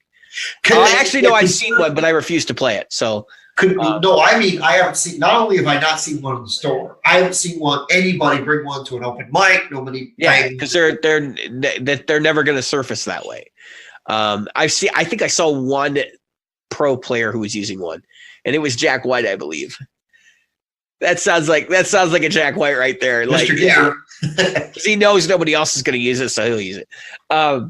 So I don't know. I mean, like, I come down neutral on that, but I agree with you. Like, mom and pops, most of them go out of business because they don't have the business analytics. Number one. Number two is the people that own the stores are not necessarily very good at business, which is another big problem. And number three, the people that own those stores, in some cases, I'm not saying all of them, because obviously there's good mom and pops out there, but they have to look out for themselves. And so this is that self-centered universe again, where they will, if somebody comes in the store and doesn't know that there's a better price on something, not help them out. And they will just charge them whatever the hell price they want. And I've seen that situation, especially here in Chicago in the last 10 years, where stores won't list things at MAP. They list them at the suggested retail, which is, typically $200 to $300 more than MAP. And so that's a huge issue if you got a beginner guitar player coming. Could you imagine buying a Squier Affinity for $400? Because I believe that's what the suggested retail is on one. Oh yeah, it's nuts. Yeah, I mean that's insane, and it happens because these mom and pops do that kind of stuff. Now, granted, you're not going to find in most of your mom and pops anymore either a Fender or a Gibson dealership. No. They have reserved those for places that are big and have a lot of capital. And because that, they price themselves out of the market. But what you will find is things like Godin, Yamaha, Ibanez, Schecter. Even Schecter's got a high buy-in now. And then a lot of these comes out of conversation we've had with Good Time Music and their owner and staff. Listen, if you find a good mom and pop, they'll talk about this stuff to you because it doesn't matter to them. Like they're not vested in making money off of the fact that they're going to upcharge you. They're vested in making money by having the products people want and need and that are worth buying. And that's a big part of this. How many times are you going to do a mom and pop and you found guitars covered in dust? Because nobody wants what they've ordered. Yeah. And the thing is that some of these buy-ins that the companies come up with, they arbitrarily give them like, you're going to buy 8 of these, 10 of these, 4 of these.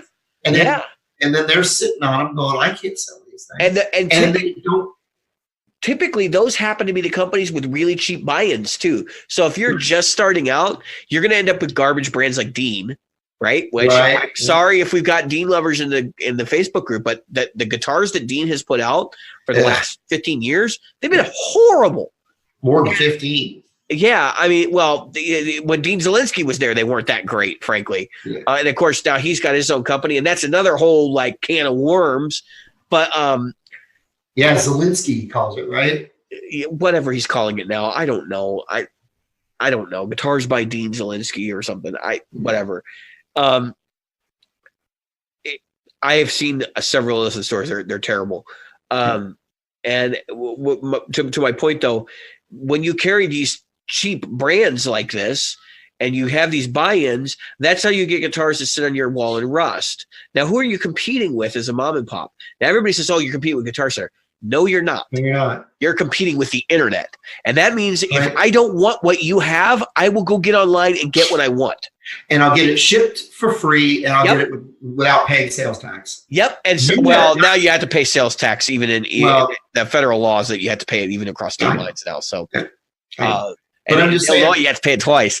So what I'm saying is that you get what you get is the same thing, and then that's the other side of the dangerous coin.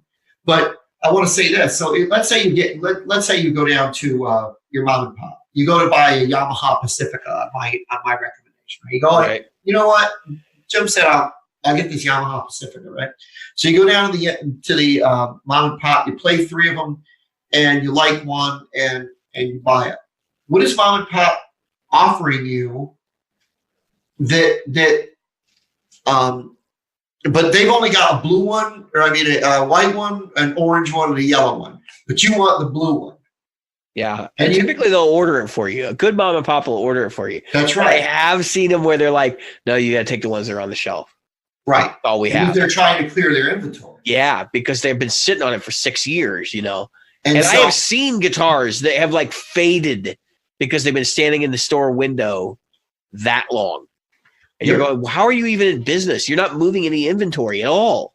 Yeah.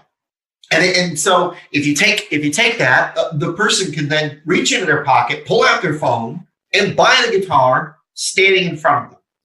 People have done stupid things like that before. It's very insulting. Don't do that. No, I don't think it's a nice thing to do. I'm just saying that the capability is there, and so we have to be smart. We have, as a retailer, the retailers have to be smart. They have to give you something the Guitar Center is not giving you. Right. They have to. Now, in the day, I've said this before, in the day when I bought a mom and pop, there's a local mom and pop here. I'll say mom and pop. It's single store, no chain. Like no chain affiliation or anything like that. Yeah, there's 2 guys that are in cahoots with each other, probably similar to your Good Time Music thing. A couple guys with a little bit of money and some connections. Anyway, you know what these guys give you? Lifetime setups. Yeah, and that's a great that right there is a great buy-in. That's $45 a pop. Honestly, a free setup is worth it because I've had Guitar Center tell me no, we don't do that. Yeah, lifetime setups. You bring your guitar in twice a year to have it set up. I don't see a downside to that.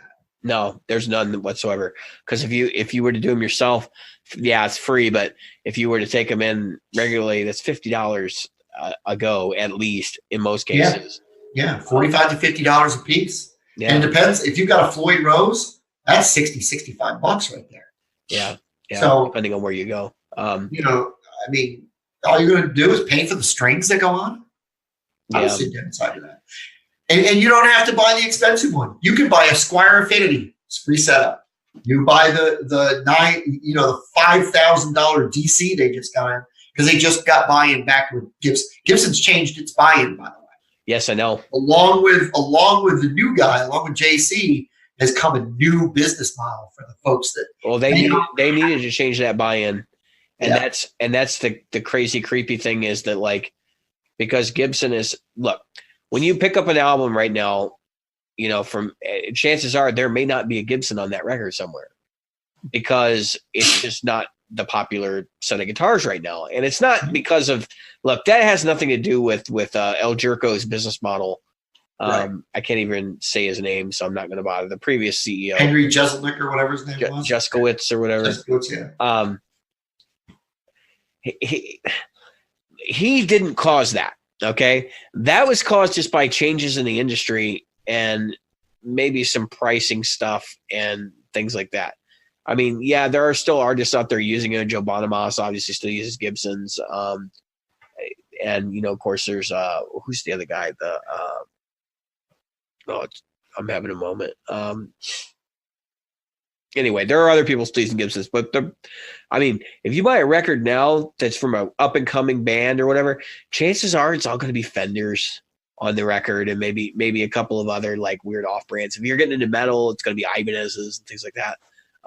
And you know, some more boutique-y like metal guitar builders for lack of a better word. And I feel like it's just like Gibson goes through these periods where they're just not that interesting to everyone. And then they go right back on top. But the funny thing is, like, I wonder if this is going to be their ticket is to like open up their distribution. And they really should have done this a long time ago. And Fender should have done it too. Fender has made their buy-in increasingly higher and more ridiculous. And frankly, for the quality of guitar you get from Fender, it just doesn't make a whole lot of sense. So it'll be interesting to see how things play out after that gets announced. But back to your point. Well, can I say this before we jump off of that? So with 2019 comes a much simpler line with Gibson, right? You've got less models. So you've got an easier way to keep at least one of them in the store, right? Where Fender has, I mean, and you can see I'm playing Fenders, but Fenders has a bazillion models now. They have a real problem. More SKUs than they can shake a stick at for that. Yeah, and not only that, like it's great because they have a lot of choices, but then it's great because you have a lot of choices, and that makes it harder for the consumer to. Makes it harder on the consumer. You know, and that's the thing. Gibson said, "All right, screw it. We're gonna have a Les Paul standard. You could have a 50s or 60s neck. That's it for the Les Paul standard. Yep. There's not an HP and there's not ultra modern. There doesn't need to be though, and there never did, and that's the problem. Yep. They got rid of the traditional line, which is really just now standards. The standard is the traditional. That's what they did. Yeah. Which is what it should have been in the first place. They fixed all the problems. We talked about this in the show already. Yep. But to your original point, which is that, you know, the mom and pops aren't competing with, well, actually, maybe my point. Mom and pops aren't competing with the retail stores like Guitar Center. They're competing with the internet. And to a large part, they're all competing with the internet. And so the center who sells guitars has a lot of merchandise, a lot more merchandise than other stores. And that's part of the reason why they've always been kind of like the place to go for a lot of people. And they have decent prices and, you know, they do carry use and stuff like that. But, I mean, there will be a day, probably not too far in the future, where somebody like Sweetwater is neck and neck with Guitar Center and they don't have retail outlets. Right. And they're going to be fighting Guitar Center. And so in that way, Guitar Center will also be the mom and pop. Now, and guess who's right? And guess who's going to if Sweetwater quote unquote wins that online battle? I don't think they will, but go ahead. What will happen is Guess who will be the monster? Amazon. Yeah. And that's why I was going with, like, I don't think if it came down to online retailers, I honestly think Sweetwater would probably be bested by Amazon by the time that ever happens. But I'm not saying, like, I like Sweetwater. And I know the guys at Good Time kind of poo-poo me for it, but like you get good service there. Like when you talk to people on the phone, those people aren't there to sell you things. They're there to give you warm and fuzzies, and hopefully you will buy something. But they like, I get the genuine feeling when I'm talking with my rep, who is Brant Miller, by the way, that like we're talking shop. It's not really like, hey, you want to, you should buy this. I got this. It's marked down. I think you're really interested. You should buy this. It's very much like a, hey, did you hear? Like they got this new attenuator, and I know you're looking at attenuators right now. Maybe you want to look at this one because I know you're already in the market. Yeah. Like if you're interested, like this is what it does, and it's not, it is more expensive. And the other thing will do all the things you want, but maybe there's this other feature you didn't know about. And it's very much that kind of a conversation. It's not a high pressure sales approach. I know some people get weirded out. We are in the internet age. Like talking on the phone is going the way of the dinosaur. And when you get a phone call from your Sweetwater rep, who's basically a sales guy, it's kind of a creepy feeling. Like the first time I got a call from my Sweetwater rep, long before Brant Miller was actually my Sweetwater rep, I was like, why are they calling me? I just placed an order. Just send me my crap. Like the reason I shop online is so I don't have to talk to people. But there are times where you're like, yeah, okay. And I will say this much. Part of the reason why they do Gear Fest is because they want you to meet your Sweetwater rep. That is the primary reason they want Gear Fest to happen, because it's part of their sales model, which is if you go to Gear Fest, and you will see, Jim, there's going to be a lot of people at Gear Fest. Yep. You're going to meet your Sweetwater rep. You're going to get a tour from your Sweetwater rep. He's going to make you have good vibes. And then there's a really good chance you're going to buy something from them when you talk to them. And you're going to realize they're a person. And that's a big part of it, is you realize that this person on the other end of the phone is not a sales machine. He's a musician just like you. Right. Yeah. My Sweetwater rep is Aaron Huff. And Aaron, I call him. It's funny. Dude. I call Brant too. It's funny because I call him to ask him questions. Hey, I bought this thing. Can you help me? Or can it do this? Can we get it to do that? I mean, how many negative interactions have you had with them? None. Zero. And you've had to do returns and stuff. Yep. Which is more than I've had. I mean, I probably have bought more stuff from them, but at the same time, like I feel like they do a good job of maintaining a positive interaction. Whereas, I've had negative interaction with people at Guitar Center.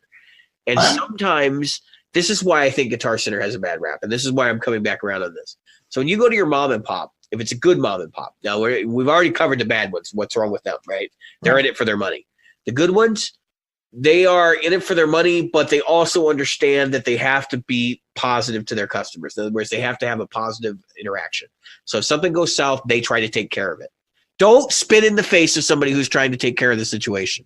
Try to put yourself in their shoes. It's really important, because I've seen situations go through Good Time in other places where somebody's had a bad issue, and they're like, I need this fixed, and I need it fixed now. And then the shop is trying to take care of you, but you're just pissed because you're not getting it exactly the way you want it. And it's like, look, you got to work with them too. And it's going to be the same way at Guitar Center. If you have to do a return at Guitar Center and you're not doing a retail return, it's going to be just as nightmarish as if you're doing it with Sweetwater. I mean, you're going to have to put it in a box, and you're going to have to ship it back. And you're going to have to deal with all the repercussions and whether or not you got an RMA and all these different things. Like, don't get frustrated when you have to deal with a mom and pop and they have to make something happen. Because, like, let's say, for example, you have to return an amp, you want another one, they don't have one in stock, so you're going to have to wait on it. You're like, well, can't you just fix the one I got? And they're like, well, we can, but it's going to take just as much time as to order the other one. Like, those are the kinds of things that happen. It happens. That's part of the retail buying experience. You're not buying from online. It's a whole different thing. Right. It can be painless if you let it be painless. If you want to be a jerk about it, don't go online and tell people, hey, this store was a jerk to me, because you were the jerk. You were the one that didn't realize they were trying to make the situation work, right? And try to help you. So there's, Well, I get it. negative customer service aspects to both sides, right? And Yes. and I don't mean to cut you off. I just want to finish my thought.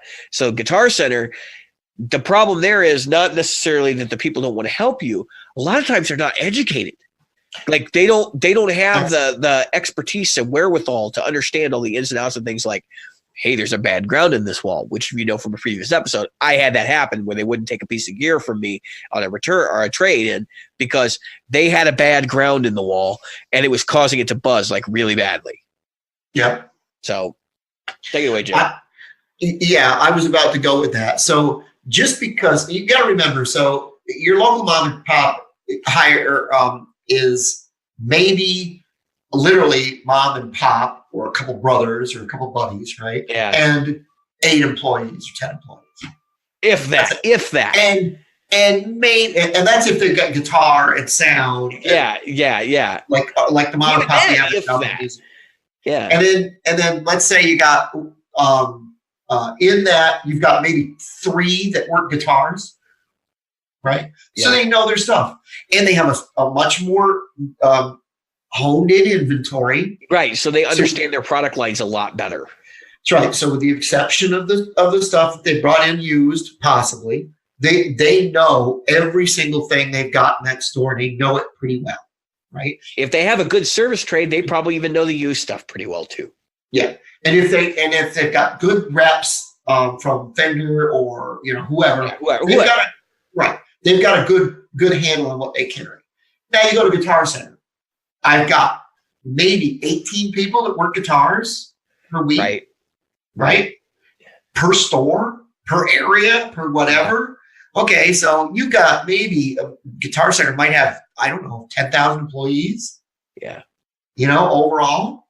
Yeah. And so if you take these folks and you've got, say you're a guitar, I've been there when you got 2 or 3 people in guitars, because that's all you can get to show up that day. I've been there where the manager was ringing as many people as the people were the other guys on the floor. Yeah. And they're out there and they are trying their best. Can you imagine juggling 15 conversations at a time or 3 or 4 conversations at a time? Yeah. And somebody asks you about an $85 guitar. Well, you're over here, you've got the person that's trying to buy the $4,000 Gibson off the wall. And you're trying to bounce home because you don't want either of them. And I see these guys trying their best to make neither one of them feel less important than the other. Yeah. No, and they work hard. I'm not disputing it at all. Yeah. But I would say that there's probably a good use scenario for both types of retailers. Like let's say you're going to go to you want to go buy an amplifier, right? And you know exactly what kind of amplifier you want. Let's say you want a Mesa Boogie, right? And they got it used over at Guitar Center, but they also have it over at the mom and pop who happens to be a dealer. Right.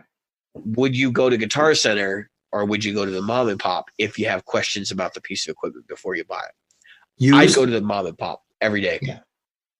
Because because they don't carry Mesas. So let's pick a brand. Let's say Fender's got a new line of something coming out, and you want to buy their new amp. And there is a local mom and pop Fender dealer, which would be few and far between, but there is one. And so you're like, do I buy it from Guitar Center or do I buy it from them? And it's like, well, that's when the service thing comes into play. Like, would I rather have a company that like back this thing from start to finish? Because I'm going to pay the same price in both locations. I would go to the mom and pop. Where Guitar Center excels are the products you're not going to find in a mom and pop. I'm not going to get a headphone amplifier splitter at a mom and pop. I'm not going to get a 32 channel digital recorder at a mom and pop.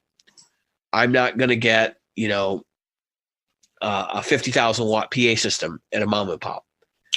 Like, it's just not going to happen. So that's why there is a deviation there. And I'd love to see, and we've mentioned this on the show before, Guitar Center's talking about deviating from their business model and selling services. Now, right now, they're pushing lessons really big. And I think it's a good idea, but I think the problem is lessons are only part of the pie there, right? So what do you do for the musician that's been playing for 25 years, who's like, I'm not taking lessons anymore. It's not going to teach me anything anymore. I've done lessons for 25 years. Right. Now, first off, shame on them. But second off, like, that's why they need to start selling studio time. A lot of their stores have either a storage area or something like that. And I know some of them have been converting them over to studios. And if you could get into a music studio that has way more gear than what you have at your disposal at your house for $25 an hour, I think a lot of people would, or $30 an hour. Yep. And I think a lot of people would. I mean, maybe I'm wrong. Even if it's $50 an hour, dude, like, you could go there and you could rehearse. Yeah. And use it as a rehearsal space. And in Guitar Center? Yeah. Yeah, they allow you to do that here. And they keep their investment capital, which is the real estate, because they own the buildings. That's a big thing that people don't understand in a lot of these like retail type scenarios. Now Guitar Center may be an exception to this, but I know like McDonald's, for example, one of their big things when they started to expand and did all that rapid expansion in the late 80s was that they bought the property that they were leasing back to their franchisees. And so they became real estate investors. And it would not shock me one bit to find out the Guitar Center's done the same thing, because they had a very similar business model in the late 90s. And there was some discussion about, that at the higher levels of the company that they were McDonald's of the instrument world. So now, if that's true, they don't really have to sell instruments to make money off their stores. They got the investments. So the vast majority of their capital is tied up in their buildings. In real estate. Yeah. So they've owned real estate to work. This store's been here for probably 25 years. Uh-huh. So they definitely own it. There's no question about the fact they own the building. Well, the reason why I say they might be leasing in some places is because it's like, they have a lot of city presence. We have like 3 in the city limits in Chicago itself, and then we have probably 5 or 6 out here in the burbs. When I used to go to Sam Ash in New York City, that took over the Manny's Music location. Pretty much all the 48th Street stores before it was over with. Yeah. So I don't think they own those buildings, because they're like, they're probably leasing. The whole building is owned by somebody, and there's multiple shops in there. Yeah, we might be surprised if they're renting from Trump. But anyway. Yeah. I mean, honestly. Well, in New York City, right. He owns a third of the property there or something. Oh, yeah. So, I agree with you wholeheartedly there. I think that there's, this is a discussion all of its own. I mean, we're probably pushing our time a little bit here, but there's a huge thing. Again, you get to, what does it do for you? If, like you were talking about Sweetwater, I enjoy, when I want to make a decision, I enjoy talking to Aaron. But I can tell you right now, I enjoy just as much driving down and talking to the folks at Guitar Center, because not one of them has ever pushed me to buy anything. It's not the pushing. And they've never. I've had that twice. Yeah. I've had two distinct occasions where I was directed to buy something. Yeah, no. And I've also had, which is funny, because I know at some point, Robert Jackson could probably comment on this. He used to work there. I thought at some point that they were commissioned, and then they weren't commissioned, and then they were commissioned again. And it was like they were going back and forth. Maybe that was Sam Ash, and that's a possibility too. Yeah. But I've had some bad taste about it. But my big problem is when I go in there and I know more about the product than they do. And it happens all the time. Yeah, and that speaks to the manager of the store and the lack of training, because I can tell you right now, the employee. I'm not talking about one location here, though. That's the problem. Yeah, and again, it speaks to that, because the employees, the Guitar Center I'm in, and I know a lot of stuff, especially on the leading edge gear. I'm not as good at the older gear. These guys know this stuff, and when I point it out, they're like, "Oh my God, we need to get that. We need to talk to because I pointed out that Fender, the alternate reality or whatever it is, Fender, and they were like, "Oh my God, we need to get one of those." And they said, "When we get one, get your butt in here, and we'll give you a call, and you can be the first one to give it a try." So it's one of those things where I think it's per store. I've heard horror. Yeah, well, that's what I'm saying. It's a hit and miss, though, Jim. I cannot believe that's the same, and that's the problem with it. When you put the same name on each one of these stores. That's what I'm saying, and it's that inconsistency, which is what hurts them. That's right. Whoever's up here is not doing it. You know, Ray Kroc had this thing when it comes to McDonald's back when he was still alive. McDonald's had a certain consistency, and every single McDonald's. Do you know why they used to ask you if you want fries with that? Their licensing standards were nuts, and they still are. They actually still so they bought back most of their franchises. Most of their franchises are turned into McDonald's corporate now, but there's still McDonald's franchises out there, and they have been squeezing them out for years by using the licensing rules against them. Yeah, because they've been trying to buy back those companies, and some of the franchises have been holding out. I've seen them. They shut them right down as fast as they can. Yep. And what I was going to say is they had particular rules. The cleanliness, the standards that they had. I'm not saying it's great food. I'm not saying I'm not out here touting McDonald's for anybody, but I'm just saying that McDonald's as a whole had certain rules that you had to live by. So if you were going to say I'm a McDonald's, then and I own a McDonald's and we are McDonald's, you had certain flavor standards, you had certain meat standards, you had the amount of time that you could keep fries in a bin. Ridiculous. Yeah, perfect example. When you go in there, look at their tea. They have the big tea machines. You'll see a stamp on there that says when they have to get rid of it. That's right. And the same with, they used to have it on the fryer. They used to have it on everything. Yep. Oh, they still do, but it's just not where you can see it. Yeah, you'd have to get rid of that stuff. And if food, like if they pre-made certain burgers that sell fast, if certain ones were in there too long, they had little I don't know if they still use them. They had little tab things that they sat behind the oldest burger. And then if that would throw them in the garbage. I think they've streamlined all that now, and it may even just be software telling them that. But it's a cool way of looking at things, and I think that's where Guitar Center needs to learn. Hey, you know what? We've got standards. Some of these stores are living to them, and some of them aren't. I think because the music industry is such a tight knit thing, and everybody I'm sure who listens to the show can agree with this. How many like buddy relationships do you hear about people having with the people they buy their stuff from, either through Guitar Center or whatever? Like they have a rep or somebody that they use that they have like a good relationship with and helps them get their special price and all these different things. And I think that in Guitar Center that also translates into favoritism at the district manager level, whereas like, oh, I know this guy and like whatever, and I just don't think their corporate is that hard line. And they're not going to can somebody and replace staff members fast enough to keep things flowing properly. And I think the other thing is their living wage that they have set over there is like really low. And so they work with what they got. And that kind of sucks. Because they could make more money if they put more money into human resources. Yeah, that's exactly what I was going to say. People don't understand.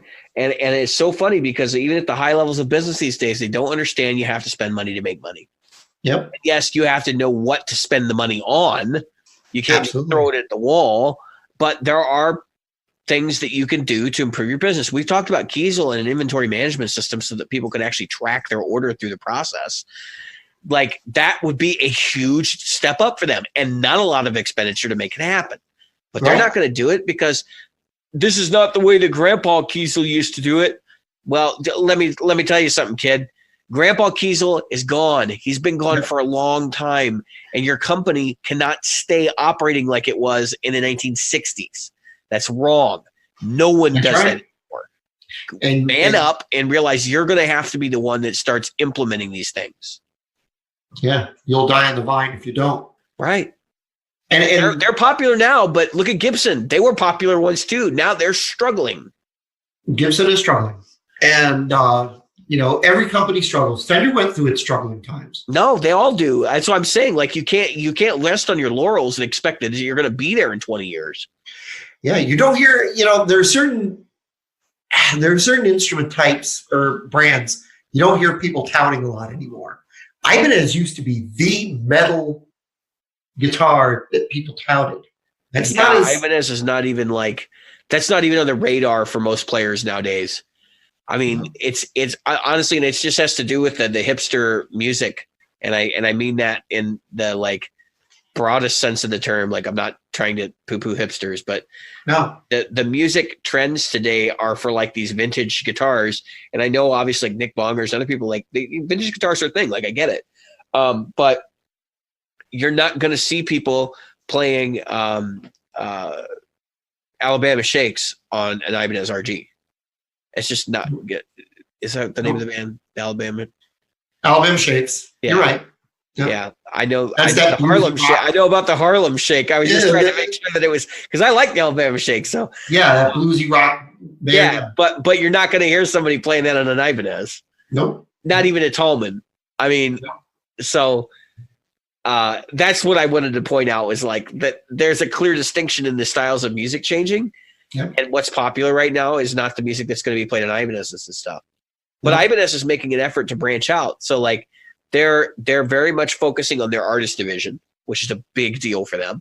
And they're smart enough to realize that we have to offer some things like the AZ for people who are looking for a non-artist model, professional grade instrument that is capable of doing a lot of things. That's right. But they're not delivering, like they're not going to have 24 RGs next year that are like brand new to the line, and everybody's like, oh my God, I've never seen these RGs before. It's just not going to happen, because they're smart enough to realize if we do that, we're going to sink our business model. But you also have to understand, America isn't the only market for everything. And for a company like Ibanez, they're selling hard in Europe right now. Like, they understand that they go where metal goes. And so. And metal is really strong in Europe and in Asia. Yeah. Yeah. Well, they're always going to be big in Japan. Yeah. But that's Ibanez, right? Like the other companies like them, like Schecter, Charvel. Charvel is doing their best by offering colors and finishes that really suit people who are into this, like this more contemporary music, which I feel funny saying contemporary, because it's really doesn't sound contemporary at all. But that's what they're doing. They're like, they realize they have to have outreach into that community. And so they're using at least the finishes. Yes, the guitars themselves are dual humbucker and Floyd Rose and all this stuff, but there is still like a market for that to an extent if you do it in the right way. Jackson, I mean, kind of the same deal, but Jackson is still like heavily invested in the metal market. And I think Fender's okay with that, being like, okay, so this will be our metal line over here. This is the one that is specifically for metal. And then I guess in that regard, Charvel then becomes Grandpa's Guitars. And, the Fender line is what people are playing right now, which also is Grandpa's Guitars. Yeah. Well, the funny thing about the Charvel is you're seeing more and more of them, but there are people my age buying them. Yeah, yeah. It's not. No, I mean, like dude, there's a couple of Charvels I wouldn't mind having. I've owned a Charvel, but I just like, I'm on another thing right now. Like, I'm on another whole trajectory. So I don't know. That's a tough one. I mean, right now you've got so many brands out there. I don't know, has there always been this many brands of guitar? And maybe there was, but I don't think they had the market share that they appear to now. I think marketing has become a big part of the industry to the point where you can't really tell how many guitars Ibanez is selling versus Gibson or Fender.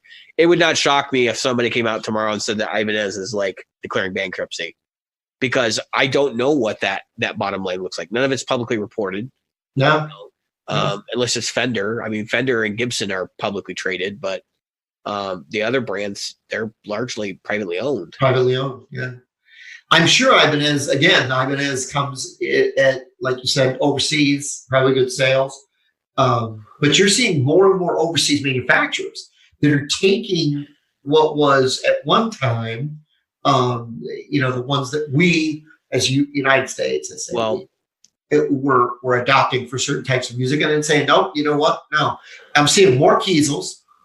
I was just going to say something, though, with regards to what Ibanez is at right now. So we've seen the pedal boom, right? Yep. With the boutique pedals and all that. Now we're in the boutique guitar boom, where if you look at metal bands, you'll see a lot of bands that are playing like really obscure brands of guitars. Yeah. Comparisons one, and there's a bunch of others too. And some of them are just private labels for other people. Like Ola Englund has his own brand called Solar Guitars. Yep. And that's a very interesting distinction, because they're going through that same thing on the metal guitar side of things that the pedal industry has gone through. And so if I were Ibanez right now, I would be panicking, because they're having to keep up with this. And you saw the Iron Label series, right? My understanding, those didn't sell that well. So based on, just seeing them in stores, talking to people and stuff, that, like, my understanding is they're not flying off the shelves. So now they're sitting there going, what do we do now? Because they can't be – it's like the punk rock music thing that happened in the 70s, where they were all running around underneath everybody's foot, the giants, and tripping them. Like Pink Floyd stumbled because what was going on with the punk music scene at that time, and that led to the Wall coming, which is fine. Like, there's something that happened, but my point is that they can't keep up with these little things that are going on. And instead of doing what a lot of people would do, which is to, like, find a new path, they realize that their market niche is to stay where they are. So they're trying to weather the storm. When I took these classes in, these business courses, I have a business degree in college. One of the things that, and I saw this in real life, is that the bigger a company gets, the harder it is for change to take place. Yeah, to be what do they call it? Nimble. Even the smallest changes, like, okay, we're switching how you guys do your time cards tomorrow. And dude, it takes months. They'll go through months, and they'll train everybody. Yeah. And then the day will come, and everybody will act like they didn't even know it was. Oh my God, I can't believe we got this new time system. It's the worst time system I've ever seen in my entire life. Yep. And if you work in small business, you know that changes are like overnight. Like, oh yeah, we got a new time card system today. Come down to the HR, get your new time card, and you'll be using it tomorrow. And that's it. That's it. It's done. It's over with. There's no more discussion on it. Everybody's in the room when they say it, and that's it. Yep. And that's exactly the difference here. So, like, companies like Kiesel, who are a little bit on the middle big side and not really boutique, but they want to pretend to be, have been getting away with a lot because they've basically just been ripping off everybody else. I mean, Kiesel's headless guitars, I have one, obviously, and I like it a lot, but it's a Strandberg. They went after Strandberg, and they said, what's popular in the metal community right now? And a lot of people are like Strandbergs. And there's some other headless designs out there, but they were like, yeah, Strandberg. So they said, we're going to do a fan fret, 24 fret, like double humbucker metal guitar through and through. And they did it, and it worked out well for them. And so they've been continuing to do this because I've done what they've always done, which is like, I'm going to make the model those other guys have, but I'm going to give you the option to choose the things you want on it, which is something that you can't get from them. Unless you pay, crazy amounts of money. And I'm not poo-pooing Strandberg. Like, I'm sure they make a quality product. And other companies like them make quality products and do crazy things like that. But it's just their ability to do off the wall stuff that you wouldn't get from major brands. Like, you couldn't do that Endura neck that's on a Strandberg if you were like Fender. It just would never happen because you'd never get everybody to agree on that design. They would all go, you're making a mistake. We've been making these guitars like this for years. Right. Look at what happened to Gibson when they tried to do it. Right. Gibson made those things, and then the market looked at it and said that was a mistake. Like, even if you get the guys in the boardroom decide on, that may not be enough. But these little guitar companies, they could do it, and they could make money at it. But that's right. Strandberg is never going to be a Fender. They're never going to be a PRS. They're never going to be one of those big companies that everybody looks to buy guitars from. They have a very small market niche, and it works for them. Now, the funny thing will be is in like 200 years when we're using we're playing rock music like classical music and performing it in front of like the high society like opera. You know what they'll be playing, right? Like a Strandberg descended instrument that does everything that every functional rock guitar has ever done, but so that they can have all the versatility and only have one guitar to do all the classical stuff on, because they're not nuts like we are. Right. The biggest thing, like I said, when it comes to bureaucracy and larger companies, is there are certain things. I was going to get to that. The customer has expectations of that customer. Sure. It's both. It's customer and business expectations. So if Fender goes to make a change, now the Fender has one thing to its advantage. It can completely shit all over the Jackson line because it can say, okay, you know what, we'll just release them as Jacksons. Yeah, we just don't care anymore. So Jackson doesn't mean anything to us. That could be our clearinghouse, and they have done that. That'll be where we try DeArmond, people. Does anybody remember DeArmond? Yeah, DeArmond. Yeah. When was the last time you saw DeArmond played out? They did that because they were dumping designs that they had come up with for Squier and other companies. And I think they had some Gretsch stuff that they were – because they wanted to buy Gretsch. Gretsch is independently owned and operated. Gretsch was distributed by Fender, but they were not owned by Fender. And so when they were like, oh, we can't make Squier versions of Gretches, they made the DeArmond line. Yep. Yeah. So – yeah, so there's a lot of things you can look at to make those assumptions. Ibanez seems more like, well, they seemed at least at one time more like a company that could make changes quickly, that could adapt. And they're trying really hard. Like the Iron Label came out right at the right time for them to capture some of that market. But I just think that I don't think so. When this happens, I think a company like Fender or whoever, their normal attribution is to say, what do these guitars have that we don't? We could do that. Let's do it. And what the reality is that they miss something. They don't have one thing, and that's exclusivity. And so when you want to be the cool kid, right? You're not going to buy what everybody else buys. You want something different. So when everybody's playing Kiesels are no longer cool, and that's a big part of this. Is that the pedal boom is driven by this too. Listen, how many Tube Screamer variant clones are there? And how different do they actually sound? So many of them sound so similar to the original unit that you know that it's all about the label. That's what it is. And so in this case, I think we're getting into that territory where it's becoming more about the label. Yeah, I'm definitely for behind you on that one. I was kind of curious on, there was a lot of hype behind the Jiva from Ibanez, and that was all marketing. Honestly, I don't know anybody who has actually bought one. Oh, I've seen a couple of people who've bought them, but that was all marketing, man. Yeah. Oh yeah. By the way, the DeArmond was not. They were not knocking off Gretsch. They were knocking off Guild. And then they liquidated Guild. They're owned by Cordoba now, by the way. So Guild is a Cordoba brand, and so really? DeArmond. I didn't know that. I didn't know they got. Yeah, they're actually still around. They're not cheap anymore. DeArmond?